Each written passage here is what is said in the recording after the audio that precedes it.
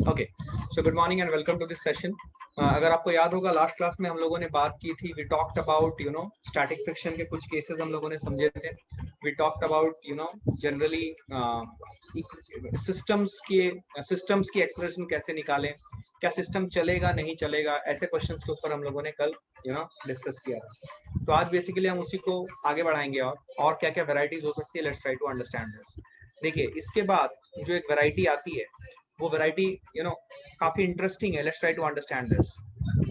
Suppose मैं आपको बोलूं कि there are two blocks. Actually मैंने आपको कल वो वैरायटी कराई थी। Just a moment.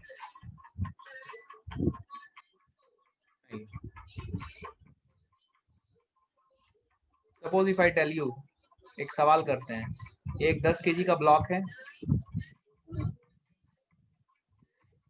और एक 20 केजी का ब्लॉक, ठीक है। चलो देखेंगे 10 केजी एंड 20 केजी, दो ब्लॉक्स हैं यहाँ पे, ठीक है। And let us say that the angle of the inclined plane is 37 degree. ठीक, यहाँ पे जो म्यू है, ठीक है, that is equal to, suppose let us say that it is 0.4 और यहाँ पे जो म्यू है let us say it is 0.3। ठीक है, ठीक है, this is what is mu provided। so ध्यान से देखो, ठीक है, tan थीटा, थीटा जो है यहाँ पे it is more then angle of repose. Angle of repose कैसे निकालोगे? एंगल ऑफ रिपोज हो जाता है तो tan थीटा 37 डिग्री, तो ये tan ऑफ 37 डिग्री देखो, this is coming as approximately 3/5 which is 0.6। और यहाँ पे कोई भी फ्रिक्शन जो है वो 0.6 से सो 0.6 से सब छोटे हैं। तो इसका मतलब थीटा जो यहाँ पे एंगल है, angle of the incline, this theta is more than theta repose. ठीक है, थीटा रिपोज कितना आ जाएगा? tan theta repose is equal to mu S. इसमें से बड़ा म्यू कौन सा है? 0.4। तो 0.4 अगर मैं करता हूँ तो tan थीटा की वैल्यू 0.6 है, which is more than, yes, which is more than कितना आ रहा है? Which is more than your tan 37 degree 3/4 है क्या? हाँ 3/4, sorry, my mistake, correct, you are right. 3/4 की वैल्यू कितनी आ जाएगी? 3/4 की वैल्यू आ जाएगी 0.75। यू आर राइट, बिल्कुल सही हो, 0.75। तो हमें दिख रहा है कि जो थीटा है it is more then angle of repose. याद करो कल का लॉजिक, ठीक है। अब ध्यान से सुनो, यस, तो यहाँ पे theta is more then angle of repose, तो एंगल ऑफ रिपोज से ज्यादा है यहाँ पे। तो बेसिकली आपको क्या करना पड़ेगा फिर? यहाँ पे आपको यहाँ पे देखते साथ ही समझ में आ रहा है कि यहाँ पे 10 केजी और 10 केजी एंड 20 केजी, क्या दोनों एक्सेलरेट करेंगे नीचे? क्या दोनों स्लाइड करेंगे? Because theta is more than theta R. याद करो कल हम लोगों ने इस बात डिस्कस की थी। सो थीटा जो एंगल इंक्लाइन है वो मोर देन थीटा आर है, तो क्या ये दोनों स्लाइड करेंगे? याद रखना हमेशा, अगर एंगल थीटा जो है जैसे 37 डिग्री है, इसको मैं अगर 30 डिग्री कर देता या 15 डिग्री कर देता तो एक पर्टिकुलर एंगल पे स्लाइड ही नहीं करेंगे। तो जो थीटा है इंक्लिनेशन की, एंगल ऑफ इंक्लिनेशन की, किसकी? इंक्लाइन प्लेन की, that has to be more than theta angle of repose. और एंगल ऑफ रिपोज कैसे निकालोगे? ये दोनों जो फ्रिक्शन फोर्सेस है 0.4 एंड 0.3, फ्रिक्शन कोफिशिएंट है, सॉरी। तो मैंने कल क्या सिखाया था आपको? याद करो, limiting value tan theta R किसके बराबर होता है? म्यू स्टैटिक के बराबर होता है, ठीक है। तो यहाँ पे म्यू स्टैटिक और म्यू काइनेटिक दोनों सेम मानो, 0.4 एंड 0.3 सेम, म्यू काइनेटिक और म्यू स्टैटिक दोनों सेम है। Conceptually mu static is more then mu kinetic, but सवालों को सॉल्व करने के लिए बहुत बार आप ये देखोगे कि आपको म्यू एस और म्यू के क्वेश्चन में सेम दे दिया जाएगा, तो उससे कंफ्यूज मत होइएगा। लेकिन अगर कोई ऑब्जेक्टिव टाइप क्वेश्चन आया जो कि कॉन्सेप्चुअल क्वेश्चन है, इसको सॉल्व करने की जरूरत नहीं है, वहां पे हमेशा इस बात को याद रखिएगा कि mu S always you have to consider greater than mu K. But सवालों को सॉल्व करने वक्त म्यू एस और म्यू के की वैल्यू सेम प्रोवाइड की जा सकती है, तो उसमें कंफ्यूजन बिल्कुल नहीं होना चाहिए, ठीक है। तो मान लीजिए इस सिचुएशन में मैंने म्यू एस और म्यू के दोनों को सेम बोला है, that is 0.4 for 10 kg block and for 20 kg block it is 0.3। अभी देखिए ध्यान से, यहाँ पे tan theta equal to mu S है, तो because theta is greater than theta, ठीक है, तो ये दोनों ब्लॉक स्लाइड करेंगे। अब सवाल है आपको क्या बताना है? आपको बताना है एक्सेलरेशन ऑफ बोथ ब्लॉक्स, और दूसरा आपको बताना है normal reaction between both blocks, normal reaction between both blocks, ये आपको बताएंगे। तो ये सवाल जो है, ये सवाल आपको जो कल लास्ट पॉइंट हम लोगों ने डिस्कस किया था उसके ऊपर, वो कॉन्सेप्ट को याद रखिए। और उसको याद रखते हुए इसको सॉल्व करने की कोशिश कीजिए। याद है मैंने कल बताया था क्या कि अगर म्यू ज्यादा होगा तो एक्सेलरेशन छोटा होगा, और अगर म्यू छोटा है तो एक्सेलरेशन बड़ा होगा। क्या याद है ये? बोलो किसका म्यू ज्यादा है, किसका म्यू ज्यादा है? 0.4 0.3 0.4 म्यू ज्यादा है, राइट। 10 केजी ब्लॉक का म्यू ज्यादा है, तो 10 केजी ब्लॉक का म्यू ज्यादा है मतलब उसकी एक्सेलरेशन कम होगी, और 20 केजी ब्लॉक की म्यू कम है तो उसकी एक्सेलरेशन ज्यादा होगी। कल का ये फंडा याद है क्या सबको? मुझे रेस्पॉन्स आज थोड़ा कम आ रहा है। क्या कल का ये फंडा आप सबको याद है? इफ यू रिमेम्बर, तो अगर आपको याद है तो आप जवाब दो। तो क्या लगता है आपको, क्या ये 10 केजी की एक्सेलरेशन क्या होगी? कम होगी, और 20 केजी की एक्सेलरेशन ज्यादा होगी। तो क्या ये होने के कारण क्या आपको लगता है कि 20 केजी और 10 केजी 20 केजी 10 केजी को ढकेलते हुए ले जाएगा, मतलब 20 केजी और 10 केजी की एक्सेलरेशन सेम होगी? तो इतना भी अगर आपको पता है, सुनिए मेरी बात, देखिए देखिए आपको समझ में आएगा। इतना भी अगर आपको पता है ना, सुनिएगा मेरी बात ध्यान से, इतना भी अगर आपको पता है तो आप ये देखोगे कि यू नो 4 ऑप्शन में से जिस ऑप्शन में दोनों ब्लॉक की एक्सेलरेशन सेम है आप उसी को टिक करो, अगर इतना भी आपके दिमाग में लॉजिक चले। और अगर मैं नीट जैसे एग्जाम्स की बात करूं तो दे नॉट, एटलीस्ट इस साल का पेपर तो यही बोलता है, they have not even taken sufficient care to give good options. तो अगर आपकी बुद्धि तेज चल रही है और आपको ये बेसिक पता है तो आप बिना सॉल्व किए ऑप्शन देखते साथ क्लिक कर दो। अगर दोनों एक्सेलरेशन सेम है, अगर ऑप्शन में 2 ऑप्शन दे जिनके एक्सेलरेशन सेम है, फिर आपके पास कुछ भी नहीं बचा, आपको सॉल्व करना। लेकिन अगर एक ही ऑप्शन है जिसमें दोनों एक्सेलरेशन सेम है तो वही आपका आंसर है, आपको आगे बढ़ने की जरूरत ही नहीं है। क्या क्लैरिटी है? ये देखते साथ आंसर टिक करोगे ऑप्शन की मदद से। अब आप इसको सॉल्व करके आंसर निकालो फास्ट। 1 मिनट का समय दूंगा, उससे ज्यादा नहीं, फटाफट कैलकुलेशन करना है, करो।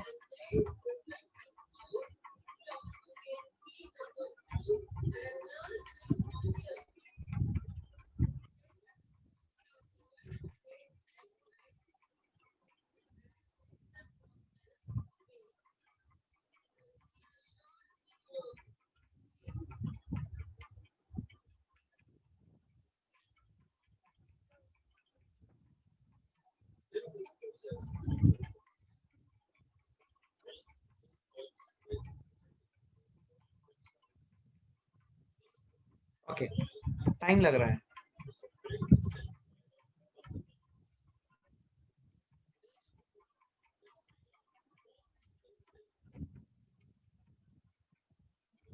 दस केजी का वैल्यू आपको याद है 60, और ये कितना 80। इसके ऊपर इस साइड में नॉर्मल रिएक्शन लगेगा, ये अगर नीचे की तरफ स्लाइड कर रहा है तो इसके ऊपर फ्रिक्शन फोर्स इधर लगेगा एफ के, ठीक है। और ये सारे फोर्सेस मैंने इसके ऊपर दिखा दिए, और इसके ऊपर एक और फोर्स लगेगा वर्टिकल डायरेक्शन में, व्हिच इज N1, ठीक है। अभी इसका इक्वेशन लिखो। इसका इक्वेशन क्या लिखोगे, देखो ध्यान से, 60 प्लस n माइनस एफ के। इसकी एक्सेलरेशन इस तरफ होगी, एक्सेलरेशन को मैं ब्लू कलर से दिखा रहा हूँ, इसकी एक्सेलरेशन इधर है। क्या क्लैरिटी है ये एवरीवन?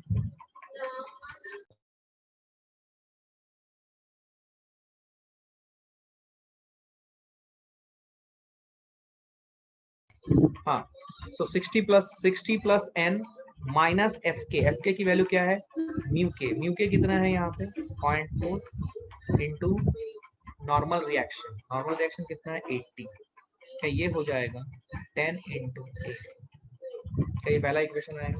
तो दूसरा 20 केजी ब्लॉक का देखो, 20 केजी ब्लॉक का अगर आप फ्री बॉडी डायग्राम बनाओ, 20 केजी ब्लॉक का आप अकल चलाओ, आपकी अकल तेज चलनी चाहिए। 20 केजी ब्लॉक का नीचे की तरफ आ जाएगा 160 और इधर आ जाएगा 120, डबल हो गया ना। देख लो 200 cos 37, 200 cos 37 is 200 into 4 by 5, 40 into 4 160, और इधर 120 आएगा, ठीक है। इसके तरफ नॉर्मल रिएक्शन इधर लगेगी n, ठीक है।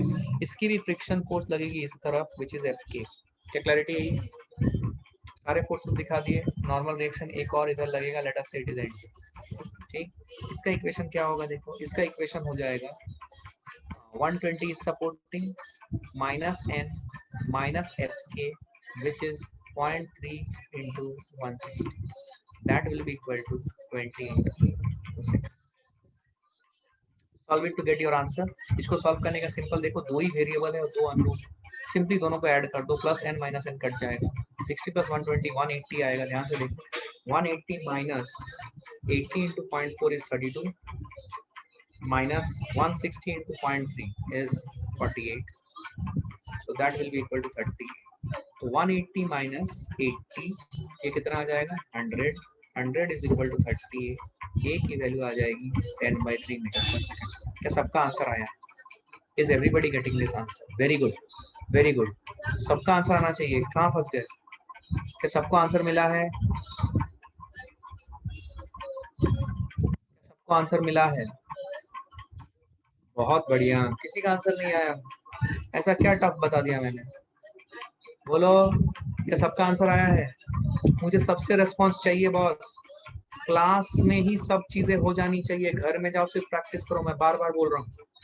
एक्सरसाइज नॉर्मल रिएक्शन बोल कितना आएगा, फटाक से आंसर दे। नॉर्मल रिएक्शन की वैल्यू कितनी आ रही है? नॉर्मल रिएक्शन की वैल्यू बोल कितनी आ रही है? नॉर्मल रिएक्शन जल्दी बोलो। एकदम लॉजिकल चैप्टर है, कुछ भी रटने का नहीं है, कोई लोड नहीं रहेगा, सिर्फ रटो। tan theta repose equal to mu s, tan theta limiting friction equal to mu s, and third one tan theta for minimum force for body to just slide, that is also mu s। ये याद रहना चाहिए, ताकि कुछ भी समझ नहीं आया तो एटलीस्ट ये तो अप्लाई कर सकते हो। समझ में आ रहा है ना? तो नॉर्मल रिएक्शन की वैल्यू कितनी आई बोलो, नॉर्मल रिएक्शन बोलो जल्दी। Normal reaction, normal reaction value 60 minus 32, normal reaction की वैल्यू कितनी आ रही है? 16/3। ओके ठीक है, मान लेता हूँ 16/3 न्यूटन आ रही है नॉर्मल रिएक्शन। ठीक, every good good good good good good.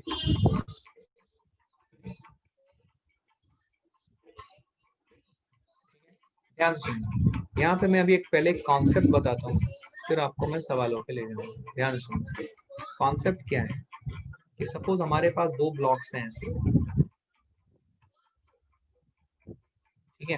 ध्यान सुनो, तो मैंने यहाँ पे फोर्स लगाया, ठीक है? सुना ध्यान से, ये पूरा सिचुएशन तुमको समझना है, तभी तुम कर पाओगे प्रॉब्लम। सुनो ध्यान से, ये एक फोर्स F लगाया मैंने, मान लो ये ब्लॉक का मास m1 है और ये ब्लॉक का मास m2, ये मैंने फोर्स इस साइड से लगाया। यहाँ पे भी μs1 है मान लो, यहाँ पे μs2 है मान लो, ठीक है? तो जब मैंने फोर्स F लगाया इसके तरफ ऐसे, तो क्या होगा देखो, पहले क्या होगा कि ये जो फोर्स F है इसको रोकने का जिम्मा ये m1 लेगा, और इस m1 के अंदर स्टैटिक फ्रिक्शन फोर्स डेवलप होना स्टार्ट करेगी। तो ऐसा समझो कि ये f की वैल्यू अगर मैं बढ़ा रहा हूँ तो 0 से बढ़ाते चल रहा हूँ। जैसे मैं f की वैल्यू 0 से बढ़ाता चल रहा हूँ, तो जो भी वैल्यू बढ़ रही है f की, उसको पहले कौन बैलेंस करेगा? पहले m1 का स्टैटिक फ्रिक्शन फोर्स उसको बैलेंस करेगा, जो मैकेनिकल वेट्स यहाँ है। तो m1 और सरफेस के बीच में जो स्टैटिक फ्रिक्शन फोर्स है वो 0 से लेके बढ़ती रहेगी बढ़ती रहेगी बढ़ती रहेगी, depending upon the force that I am applying from the left hand side. समझ में आ रही है? एक बार m1 और ग्राउंड के बीच का स्टैटिक फ्रिक्शन फोर्स की मैक्सिमम वैल्यू, जिसे हम लोग बोलते हैं fs लिमिटिंग, fs मैक्स या fs अवेलेबल, जब उसके बराबर हो जाए, तब तब जब उसके बराबर हो जाएगा, और बराबर होके जस्ट बराबर पे ही हम मान लेते हैं, लेकिन लॉजिकली कॉन्सेप्चुअली स्पीकिंग बराबर से जस्ट थोड़ा सा भी बड़ा होगा, तब ये नॉर्मल रिएक्शन दोनों सरफेस के बीच में डेवलप होगा। ये m1 m2 के ऊपर नॉर्मल रिएक्शन इधर लगाएगा, ये m2 m1 के ऊपर नॉर्मल रिएक्शन इधर लगाएगा। जैसे ये नॉर्मल रिएक्शन डेवलप हुआ, वैसे ही यहाँ का फ्रिक्शन फोर्स डेवलप होना शुरू हो। तो और जब मैं फोर्स बढ़ाऊंगा तो यहाँ की स्टैटिक फ्रिक्शन फोर्स रहेगी, और यहाँ की static friction force maximum value पे रहेगी, और ये जो μs2 वाला है, जो m2 ब्लॉक है, उसकी स्टैटिक फ्रिक्शन फोर्स धीरे धीरे बढ़ेगी। जैसे जैसे वो बढ़ेगी, मतलब नॉर्मल रिएक्शन भी बढ़ रहा है, तो ये नॉर्मल रिएक्शन n1 बढ़ेगा, और friction force between m2 and ground will also go on increasing, तब तक जब तक कि m2 और ग्राउंड के बीच का static friction force maximum limiting या अवेलेबल तक ना पहुंचे। एक बार वो भी मैक्सिमम तक पहुंच गया, अब इन दोनों मैकेनिकल वेल्ड्स की कंबाइंड पावर भी इस फोर्स F को रोक नहीं पाएगी, और m1 और m2 स्लाइड करना स्टार्ट कर देंगे। क्या आपको कॉन्सेप्ट समझ में आया? क्या आपको कॉन्सेप्ट समझ में आया? ये समझना जरूरी है कि इसका सीक्वेंस ऑफ इवेंट्स क्या है, बहुत जरूरी है। सुनो पहले, एफ फोर्स मैंने लगाया, जिस ब्लॉक पे मैंने एफ फोर्स लगाया है वो ब्लॉक का स्टैटिक फ्रिक्शन सबसे पहले काम में आएगा, ठीक। उसकी स्टैटिक फ्रिक्शन फोर्स की वैल्यू 0 से लेके बढ़ती जाएगी। कब तक? जब तक कि M1 और ग्राउंड के बीच का static friction force max value तक ना पहुंचे। जैसे ही वो मैक्स वैल्यू पहुंचा, उससे थोड़ा सा ज्यादा, 0.00001 भी हुआ तो नॉर्मल रिएक्शन डेवलप हो जाएगा M1 और M2 के बीच। वो नॉर्मल रिएक्शन को अब बैलेंस करेगा M2 और ग्राउंड का स्टैटिक फ्रिक्शन। जैसे हम ये फोर्स को कंटिन्यूअसली बढ़ाते चल रहे हैं, वैसे वैसे ये N1 की वैल्यू अब बढ़ती जाएगी। जैसे जैसे N1 की वैल्यू बढ़ेगी, वैसे वैसे M2 और ग्राउंड के बीच का जो स्टैटिक फ्रिक्शन फोर्स है वो बढ़ेगा। कब तक ये हो सकता है? जब तक कि M2 और ग्राउंड के बीच का static friction force Fs max, Fs available या Fs लिमिटिंग तक नहीं आ जाता।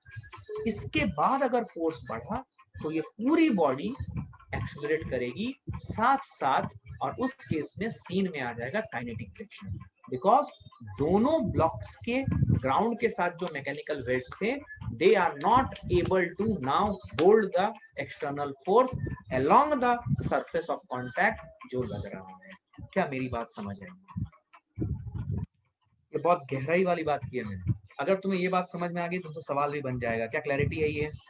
अब देखो इस सवाल का मैं एनालिसिस कैसे कराऊंगा। मैं इस सवाल पे ज्यादा क्वेश्चंस नहीं कराता हूँ, मैं सिर्फ एक टेबल बना के दिखाऊंगा, तुम्हें सब समझ में आ जाएगा क्या चल रहा है क्या नहीं।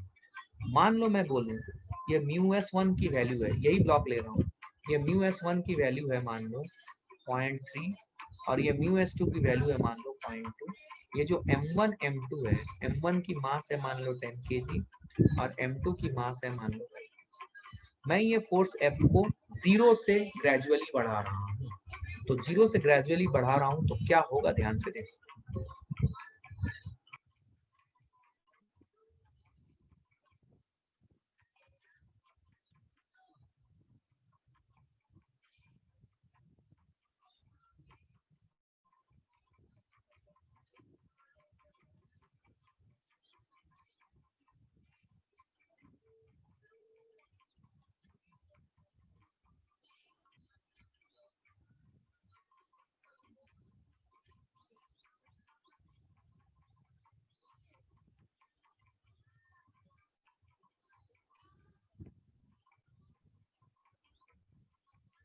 ये अप्लाइड फोर्स है, ठीक है।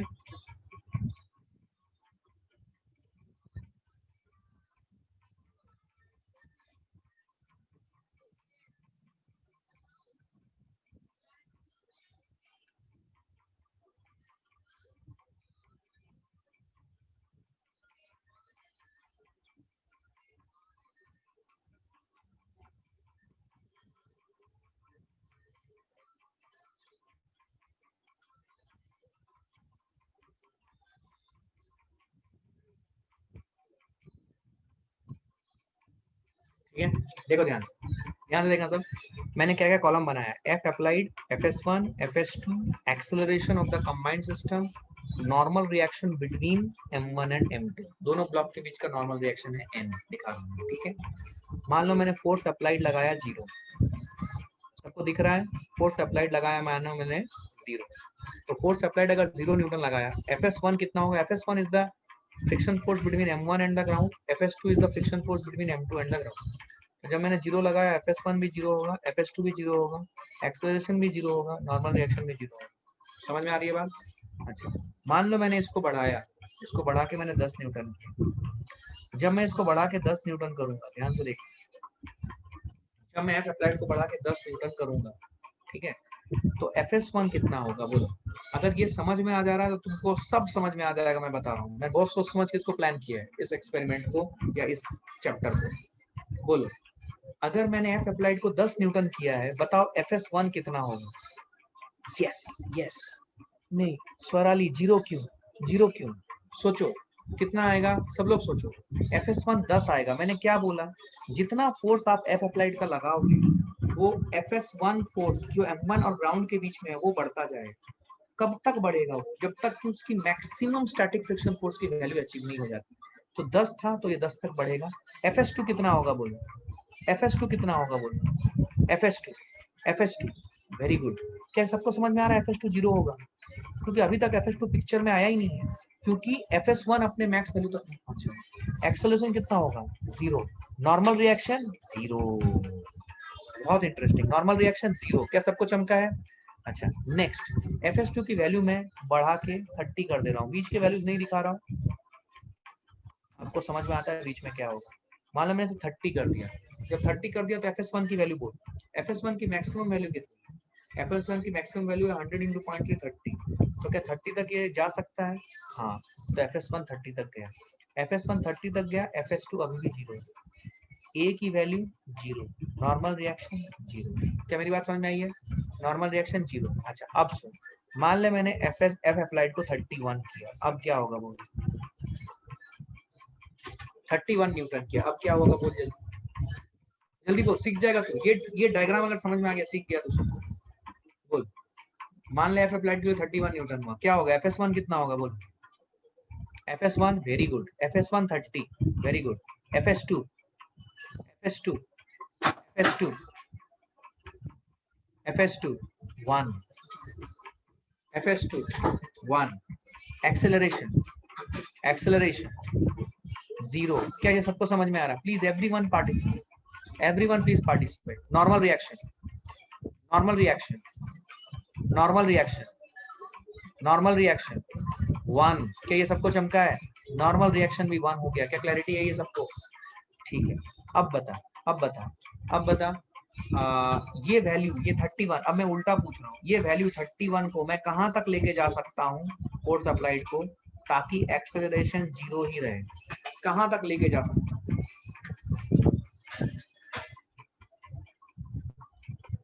40। बस बस बस बस, चमक गया तुमको, एकदम चमक गया। क्या सबको समझ में आ रहा है? इसको 40 तक लेके जा सकता हूँ। कैसे पता चला सर? बता रहा हूँ कैसे पता चला। क्योंकि 5 kg और ग्राउंड के बीच में स्टैटिक फ्रिक्शन फोर्स की मैक्सिमम वैल्यू होगी 50 इंटू 0.2, दैट इज 10 न्यूटन। सो 30 के ऊपर 10 जोड़ो तो 40 आ जाएगा। 40 तक, 40 तक, वेरी गुड, 40 तक। ये FS1 अभी भी 30 रहा, FS2 10 हो जाएगा। तो ये दोनों की कंबाइंड पावर है, याद रखना। ये FS1 प्लस FS2 क्या है? ये दोनों मैकेनिकल वेल्ड्स की कंबाइंड ताकत है, दोनों मैकेनिकल वेल्ड्स की कंबाइंड ताकत है। यस और नो? जब तक इसको एक्सीड करने वाला एक्सटर्नल फोर्स ना लगे, ब्लॉक चलने वाला नहीं। यस और नो? क्या मेरी बात समझ में आ रही है? ये अगर आपको ये टेबल समझ में आ गया ना, फिर आप सब कुछ बता दो। देखो 10 हुआ, एक्सेलरेशन अभी भी कितना है? जीरो। नॉर्मल रिएक्शन कितना होगा? 10। क्या मेरी बात समझ में आई है? अब अगर मैं इस 40 से 41 करता हूँ, क्या होगा वो? FS1 क्या होगा? FS1 क्या होगा?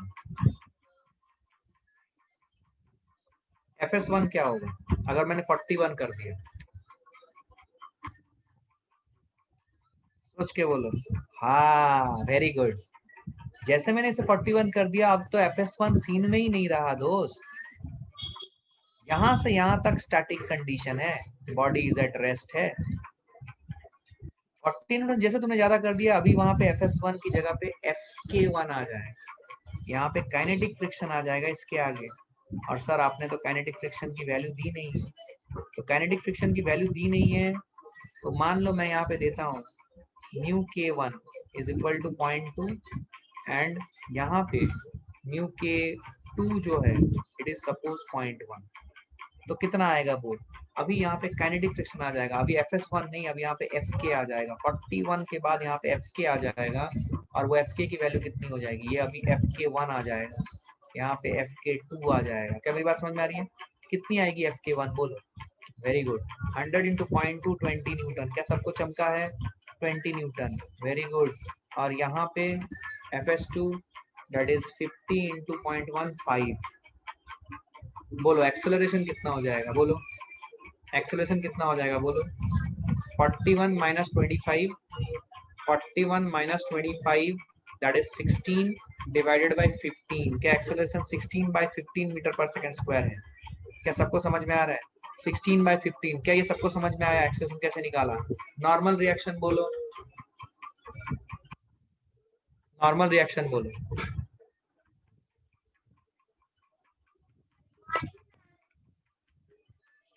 नॉर्मल रिएक्शन बोलो। एन। अच्छा, नॉर्मल रिएक्शन निकालने के लिए मैं आपको सजेस्ट करूंगा कि आप M2 वाले ब्लॉक के ऊपर फोकस करें, जिसकी मास कितनी है 5 kg। इसके ऊपर नॉर्मल रिएक्शन इस कंडीशन में जो भी लग रहा है N मान लो, ये normal reaction minus kinetic friction force which is how much, which is 5। This should be equal to 5 into acceleration which is 16/15। तो n की वैल्यू आ जाएगी 5 प्लस 16/3। क्या ये सबको समझ में आया है? Which is 15 plus 16/3, 15 plus 16 is 31/3। क्या ये आ जाएगा नॉर्मल रिएक्शन इन न्यूटन्स? क्या मेरी बात समझ में आएगी? So this is 31/3। क्या मेरी बात समझ में आई है? क्या मेरी बात समझ में आई है एवरीवन?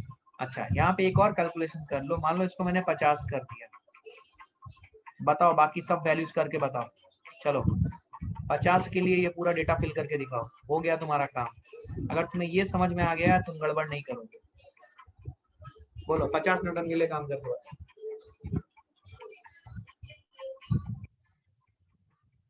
सब बोलो। FK1 FK2 कितना होगा बोलो।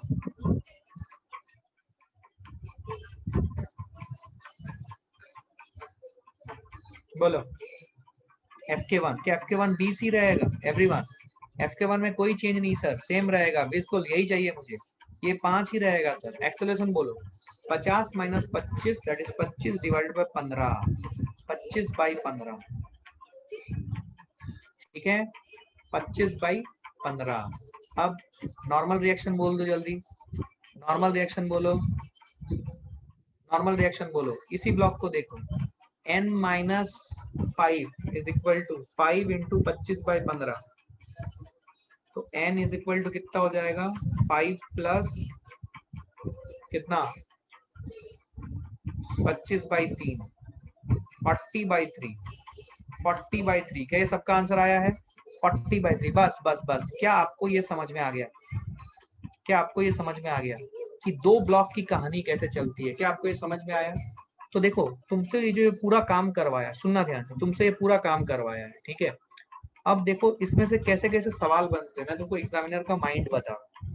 एग्जामिनर तुमसे यहाँ पे सवाल पूछेगा, force applied versus normal reaction, सुनना ध्यान से, normal reaction between both blocks, इसका ग्राफ कैसा होगा? ग्राफ के क्वेश्चंस आते हैं ना। Force applied versus normal reaction between both blocks, इसका ग्राफ चाहिए। 4 ऑप्शन दिए रहेंगे, लॉजिकली सोचना।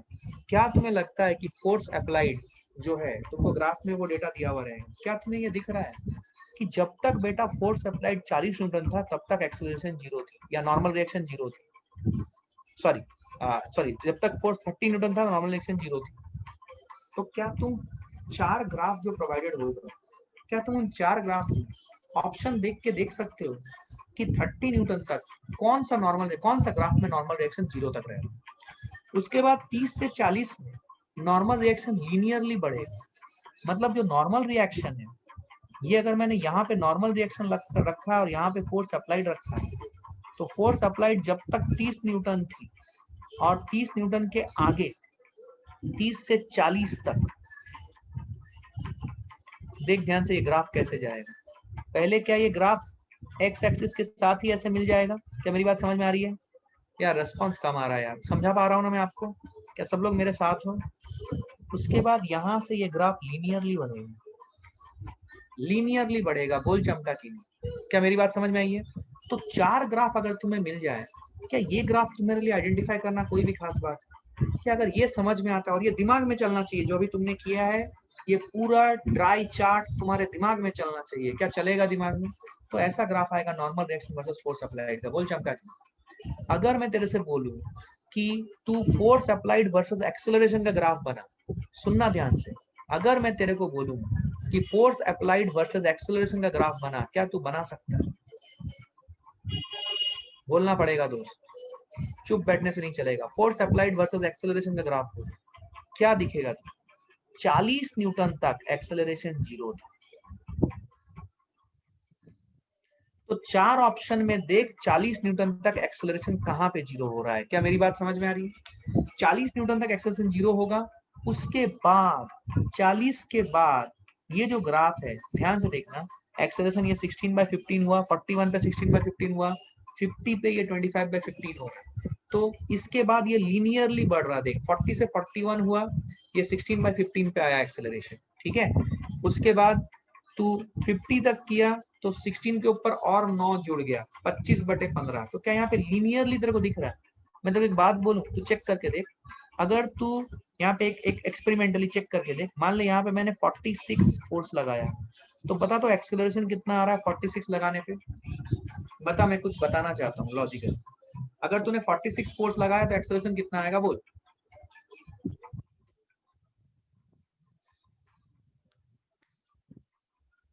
क्या 21/15 आ रहा है? क्या 21/15 आ रहा है? बोलना। क्या 21/15 आ रहा है? क्या सबको चमका है? अब देख ध्यान से, देख ध्यान से, देख ध्यान से, क्या तू एक चीज समझ पा रहा है? देख ध्यान से, इस चीज को ध्यान दे। ये जब 41 हुआ, सुन, 40 पे 0 था, 41 हुआ तो यहाँ पे 16 से स्टार्ट हुआ है। तो एक का इंक्रीमेंट हुआ 40 से 41, एक बढ़ा, 0 से 16 पे था ये 41, ठीक है, 16 पे था। 42 पे ये 17 हो जाएगा, 43 पे 18 होगा, 44 पे 19 होगा, 45 पे 20 होगा, 46 पे 21 होगा। इसलिए मैंने 21/15 लिख दिया डायरेक्ट। क्या मेरी बात समझ में आ रही है? उसी तरीके से देख, 50 पे जब गया तो 25/15 आया। इसका मतलब 40 के बाद 41 से जो एक एक का इंक्रीमेंट हो रहा है, 16/15 से स्टार्ट होकर ये लीनियरली बढ़ रहा है। तो क्या ये ग्राफ ऐसे जाएगा? क्या मेरी बात समझ में आ रही है? इस तरीके से लीनियरली बढ़ेगा। तो क्या ये ग्राफ हो जाएगा एक्सेलरेशन वर्सेस फोर्स अप्लाइड का? बोल चमका के। क्या मेरी बात समझ में आ रही है? क्या मेरी बात समझ में आ रही है? पक्का?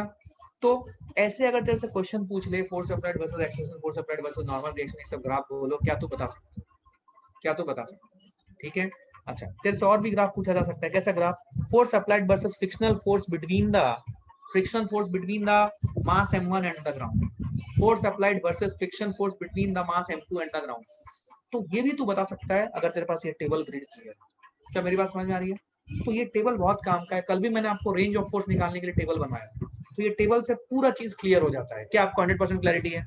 ग्राफ भी बना लोगे, ये भी कर लोगे, वो भी कर लोगे। सवाल पूछा जाएगा, एक फोर्स लगा दिया, बोल ये सिस्टम चलेगा या नहीं चलेगा? क्या तेरे लिए लॉजिकल है?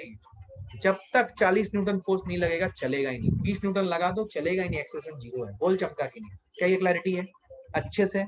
100%? कोई दिक्कत, कोई कंफ्यूजन नहीं है? बहुत बढ़िया, बहुत बढ़िया, बहुत बढ़िया, वेरी गुड। क्लियर है ना? ओके।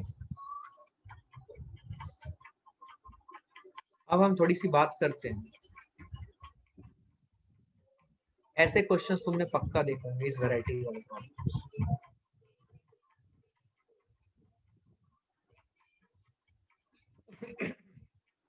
ठीक है, ये मान ले एक 10 केजी का ब्लॉक है, ये मान ले एक 5 केजी का ब्लॉक है। यहाँ पे म्यू एस है मान ले 0.2, म्यू के है मान ले 0.1, यहाँ पे म्यू एस है मान ले 0.3, म्यू के मान ले 0.2, ठीक है। यहाँ पे एक फोर्स लगाया गया है 60 न्यूटन। पता नहीं क्या होने वाला है, ठीक है, आपको बताना है ये सिस्टम चलेगा या रुकेगा।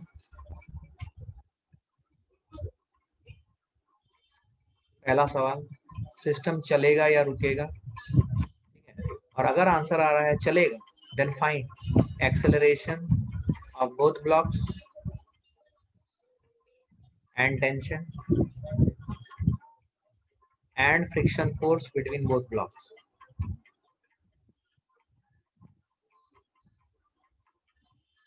और अगर रुकेगा तो आपको बताना है tension in string and friction force in both blocks।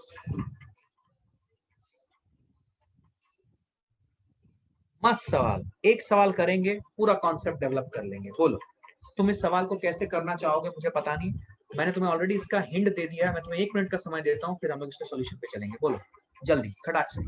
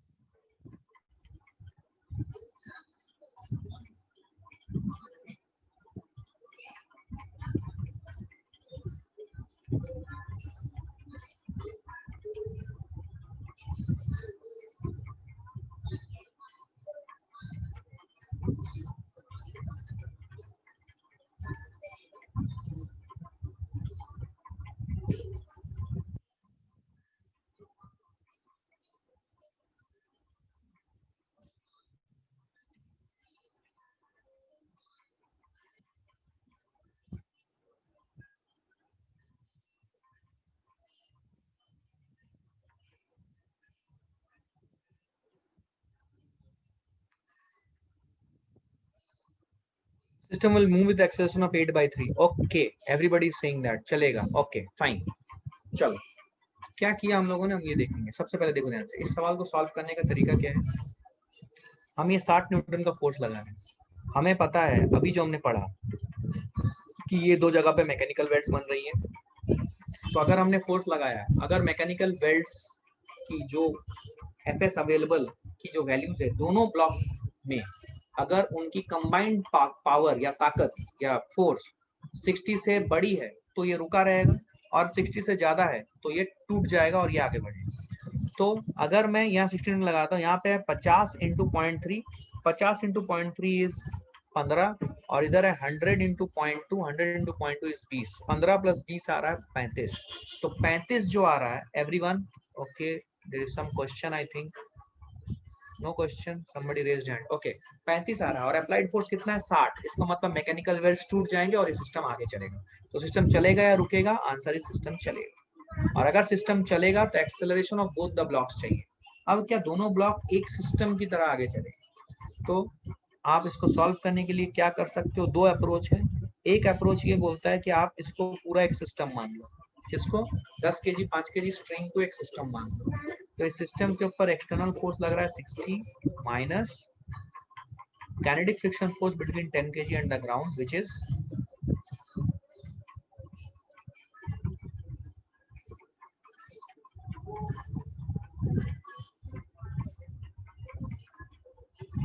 क्या आपको ये समझ में आया? अगर किसी ने इंडिविजुअल ब्लॉक लेके भी किया था तो भी मुझे कोई दिक्कत नहीं है, आपको समझ में आ जाएगा. ठीक है, इससे एक्सेलरेशन तुरंत आ जाएगा. तो 60 माइनस 100 इंटू 0.1 इज 10, और ये 50 इंटू 0.2, 50 इंटू 0.2 इज ऑल्सो 10. सही है क्या ये? Which is equal to 15a. तो a की वैल्यू आई 60 माइनस 20, दैट इज 40/15. तो 8/3 मीटर पर सेकंड स्क्वायर आपकी एक्सेलरेशन आई है. Very good. क्या सबको आंसर आ गया? अभी टेंशन निकालने के लिए आपको किसी भी एक ब्लॉक को देखना पड़ेगा.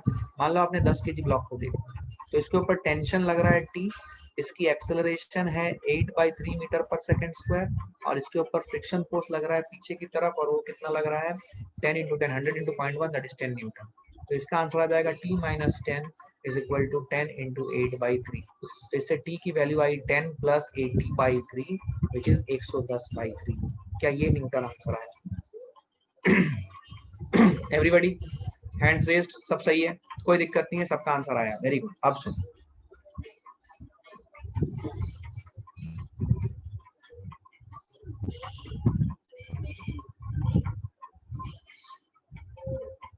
सुनना ध्यान से. मान लो मैं ये 10 केजी बोलता हूँ, ये 20 केजी बोलता हूँ. ठीक है, मैंने यहाँ पे फोर्स लगाया है 20 न्यूटन का. यहाँ पे म्यू एस की वैल्यू है 0.5, म्यू के की वैल्यू है 0.4, यहाँ पे म्यू एस की वैल्यू है 0.3, म्यू के की वैल्यू है 0.2. ठीक है, 0.5 नहीं, ज्यादा हो जाएगा. यहाँ पे म्यू एस की वैल्यू है 0.2, यहाँ पे है 0.1. तो सिस्टम चलेगा या रुकेगा? पहला सवाल. अगर चलेगा तो कॉमन एक्सेलरेशन टेंशन, रुकेगा तो tension and friction force between both the blocks and the ground. निकाल.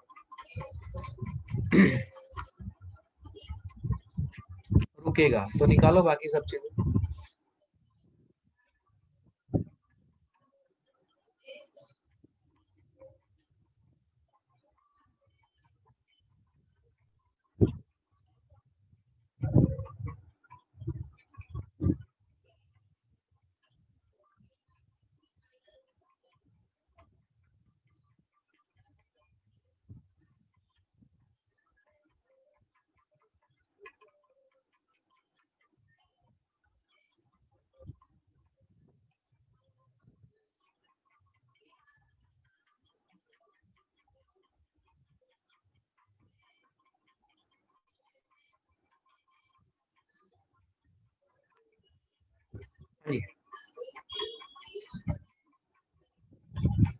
Yes, everyone should answer.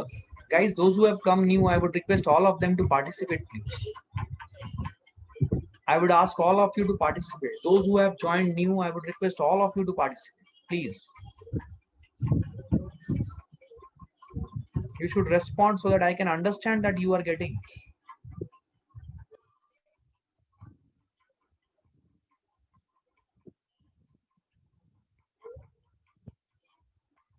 Acceleration zero, okay. Tension निकालो और फ्रिक्शन निकालो, एक्सेलरेशन जीरो मत बोलो, वो समझ में आ रहा है। टेंशन निकालो और friction force between both the blocks निकालो।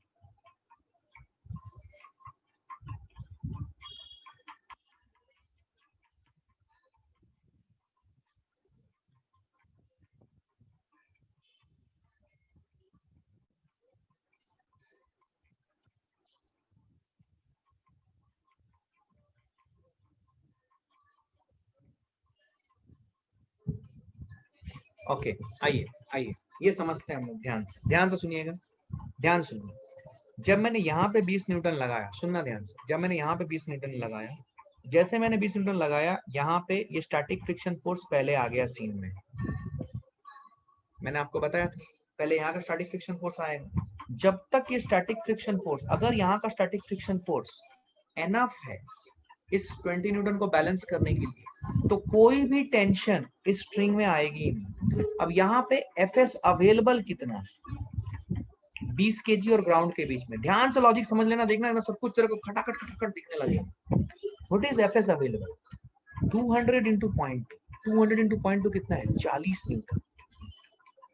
भाई साहब, इसका मैकेनिकल वेल्ड तोड़ने के लिए आपको 40 न्यूटन चाहिए और आप लगा रहे हो 20, तो यहाँ पे सिंपली हल्के से हौले से यहाँ पे स्टैटिक फ्रिक्शन फोर्स 20 न्यूटन का डेवलप हो जाएगा और ये जो टेंशन रहेगी ये जीरो आएगी, टेंशन आएगा ही नहीं। और ये टेंशन जीरो रहेगा, यहाँ पे टेंशन जीरो रहेगा, तो टेंशन यहाँ पे आया नहीं, तो यहाँ पे एफएस की वैल्यू जीरो रहेगी, खत्म।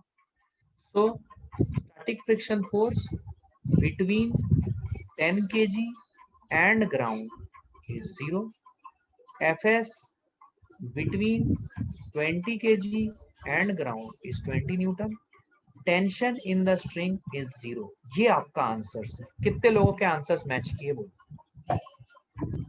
क्या आपको समझ में आया? This is a nice question which explains you everything. क्या क्लैरिटी है? ये ऐसे सवाल आपको मिलेंगे, आपको करना आना चाहिए। क्या क्लैरिटी है? Everyone, I want all of you to answer boss, please. क्या क्लैरिटी है? ये सब लोगों को समझ में आया है? आ जाओ, आ जाओ।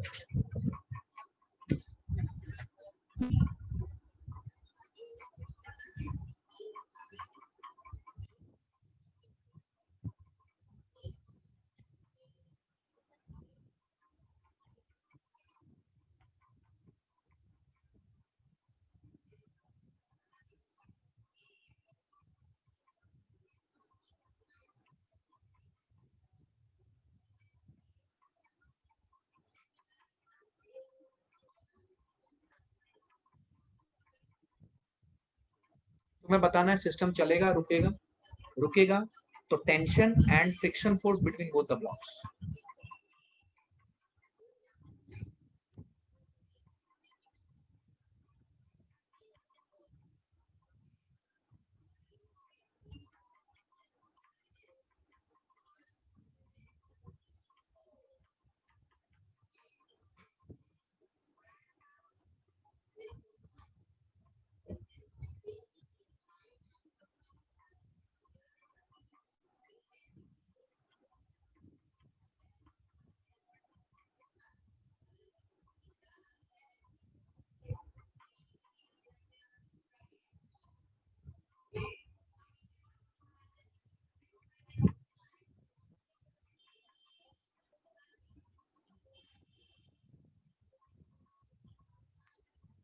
हाँ जी, सब लोग बोले, सब लोग बोलेंगे। कुछ लोग आंसर नहीं कर रहे हैं, क्यों आंसर नहीं कर रहे हो?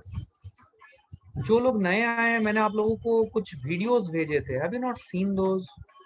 Please ensure that you are coming prepared guys, you do not have much time यार, कम ऑन। देखो, इधर 30 न्यूटन इधर लगा है, सबसे पहले यहाँ का मैकेनिकल वेल्ड तोड़ने की कोशिश होगी। 30 न्यूटन यहाँ का मैकेनिकल वेल्ड को तोड़ पाएगा क्या? यहाँ पे 100 इंटू पॉइंट टू 20, तो यहाँ पे 20 आ गया, 20 मैक्सिमम फोर्स तक आ जाएगा। जो बच गया वो टेंशन लगा देगा यहाँ पे 10 न्यूटन।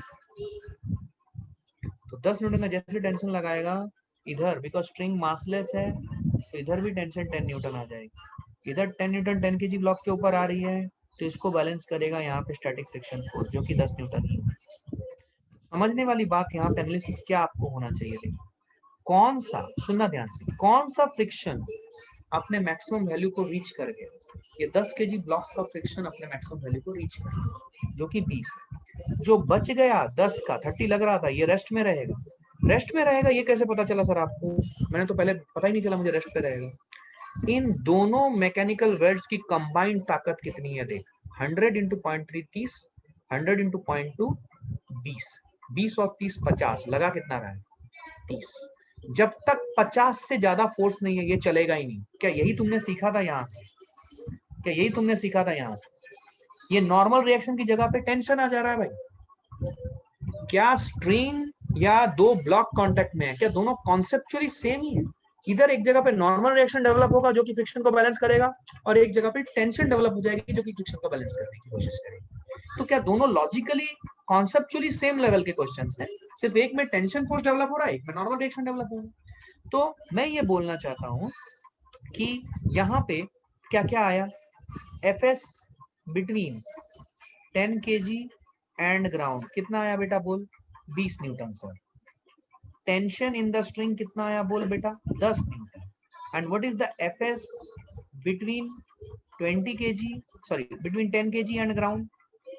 वो है 10 न्यूटन आया सर। क्या मेरी बात समझ में आई है? Everyone, everyone, is everyone okay? Is everyone okay with this?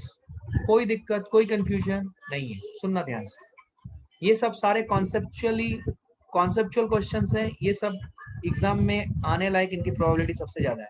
ध्यान से देखिए। I hope all of you are with me, किसी को कोई दिक्कत नहीं है, please feel free to ask. समझ लेना, अगर तुमने नहीं पूछा तो तुम्हारी रेस्पॉन्सिबिलिटी तुमको लेनी पड़ेगी दोस्त।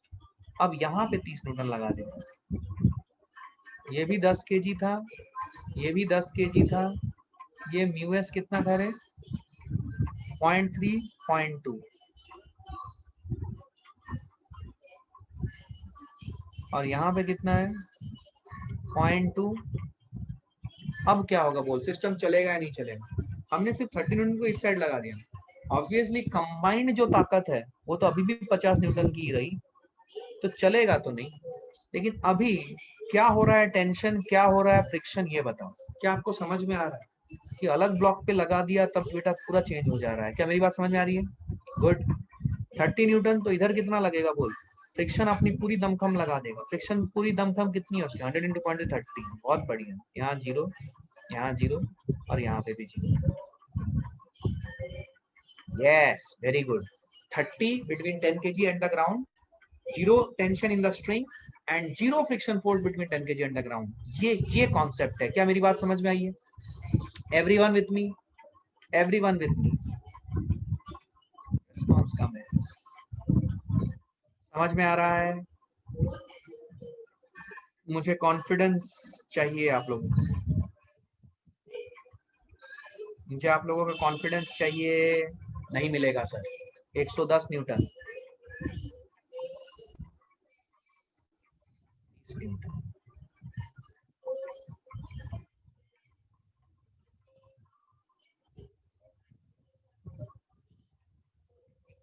सिस्टम चलेगा, रुकेगा?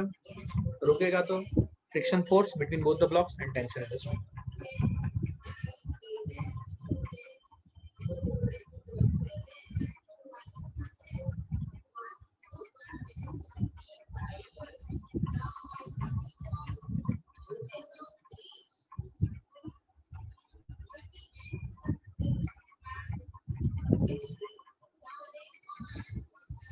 जल्दी जल्दी, फास्ट।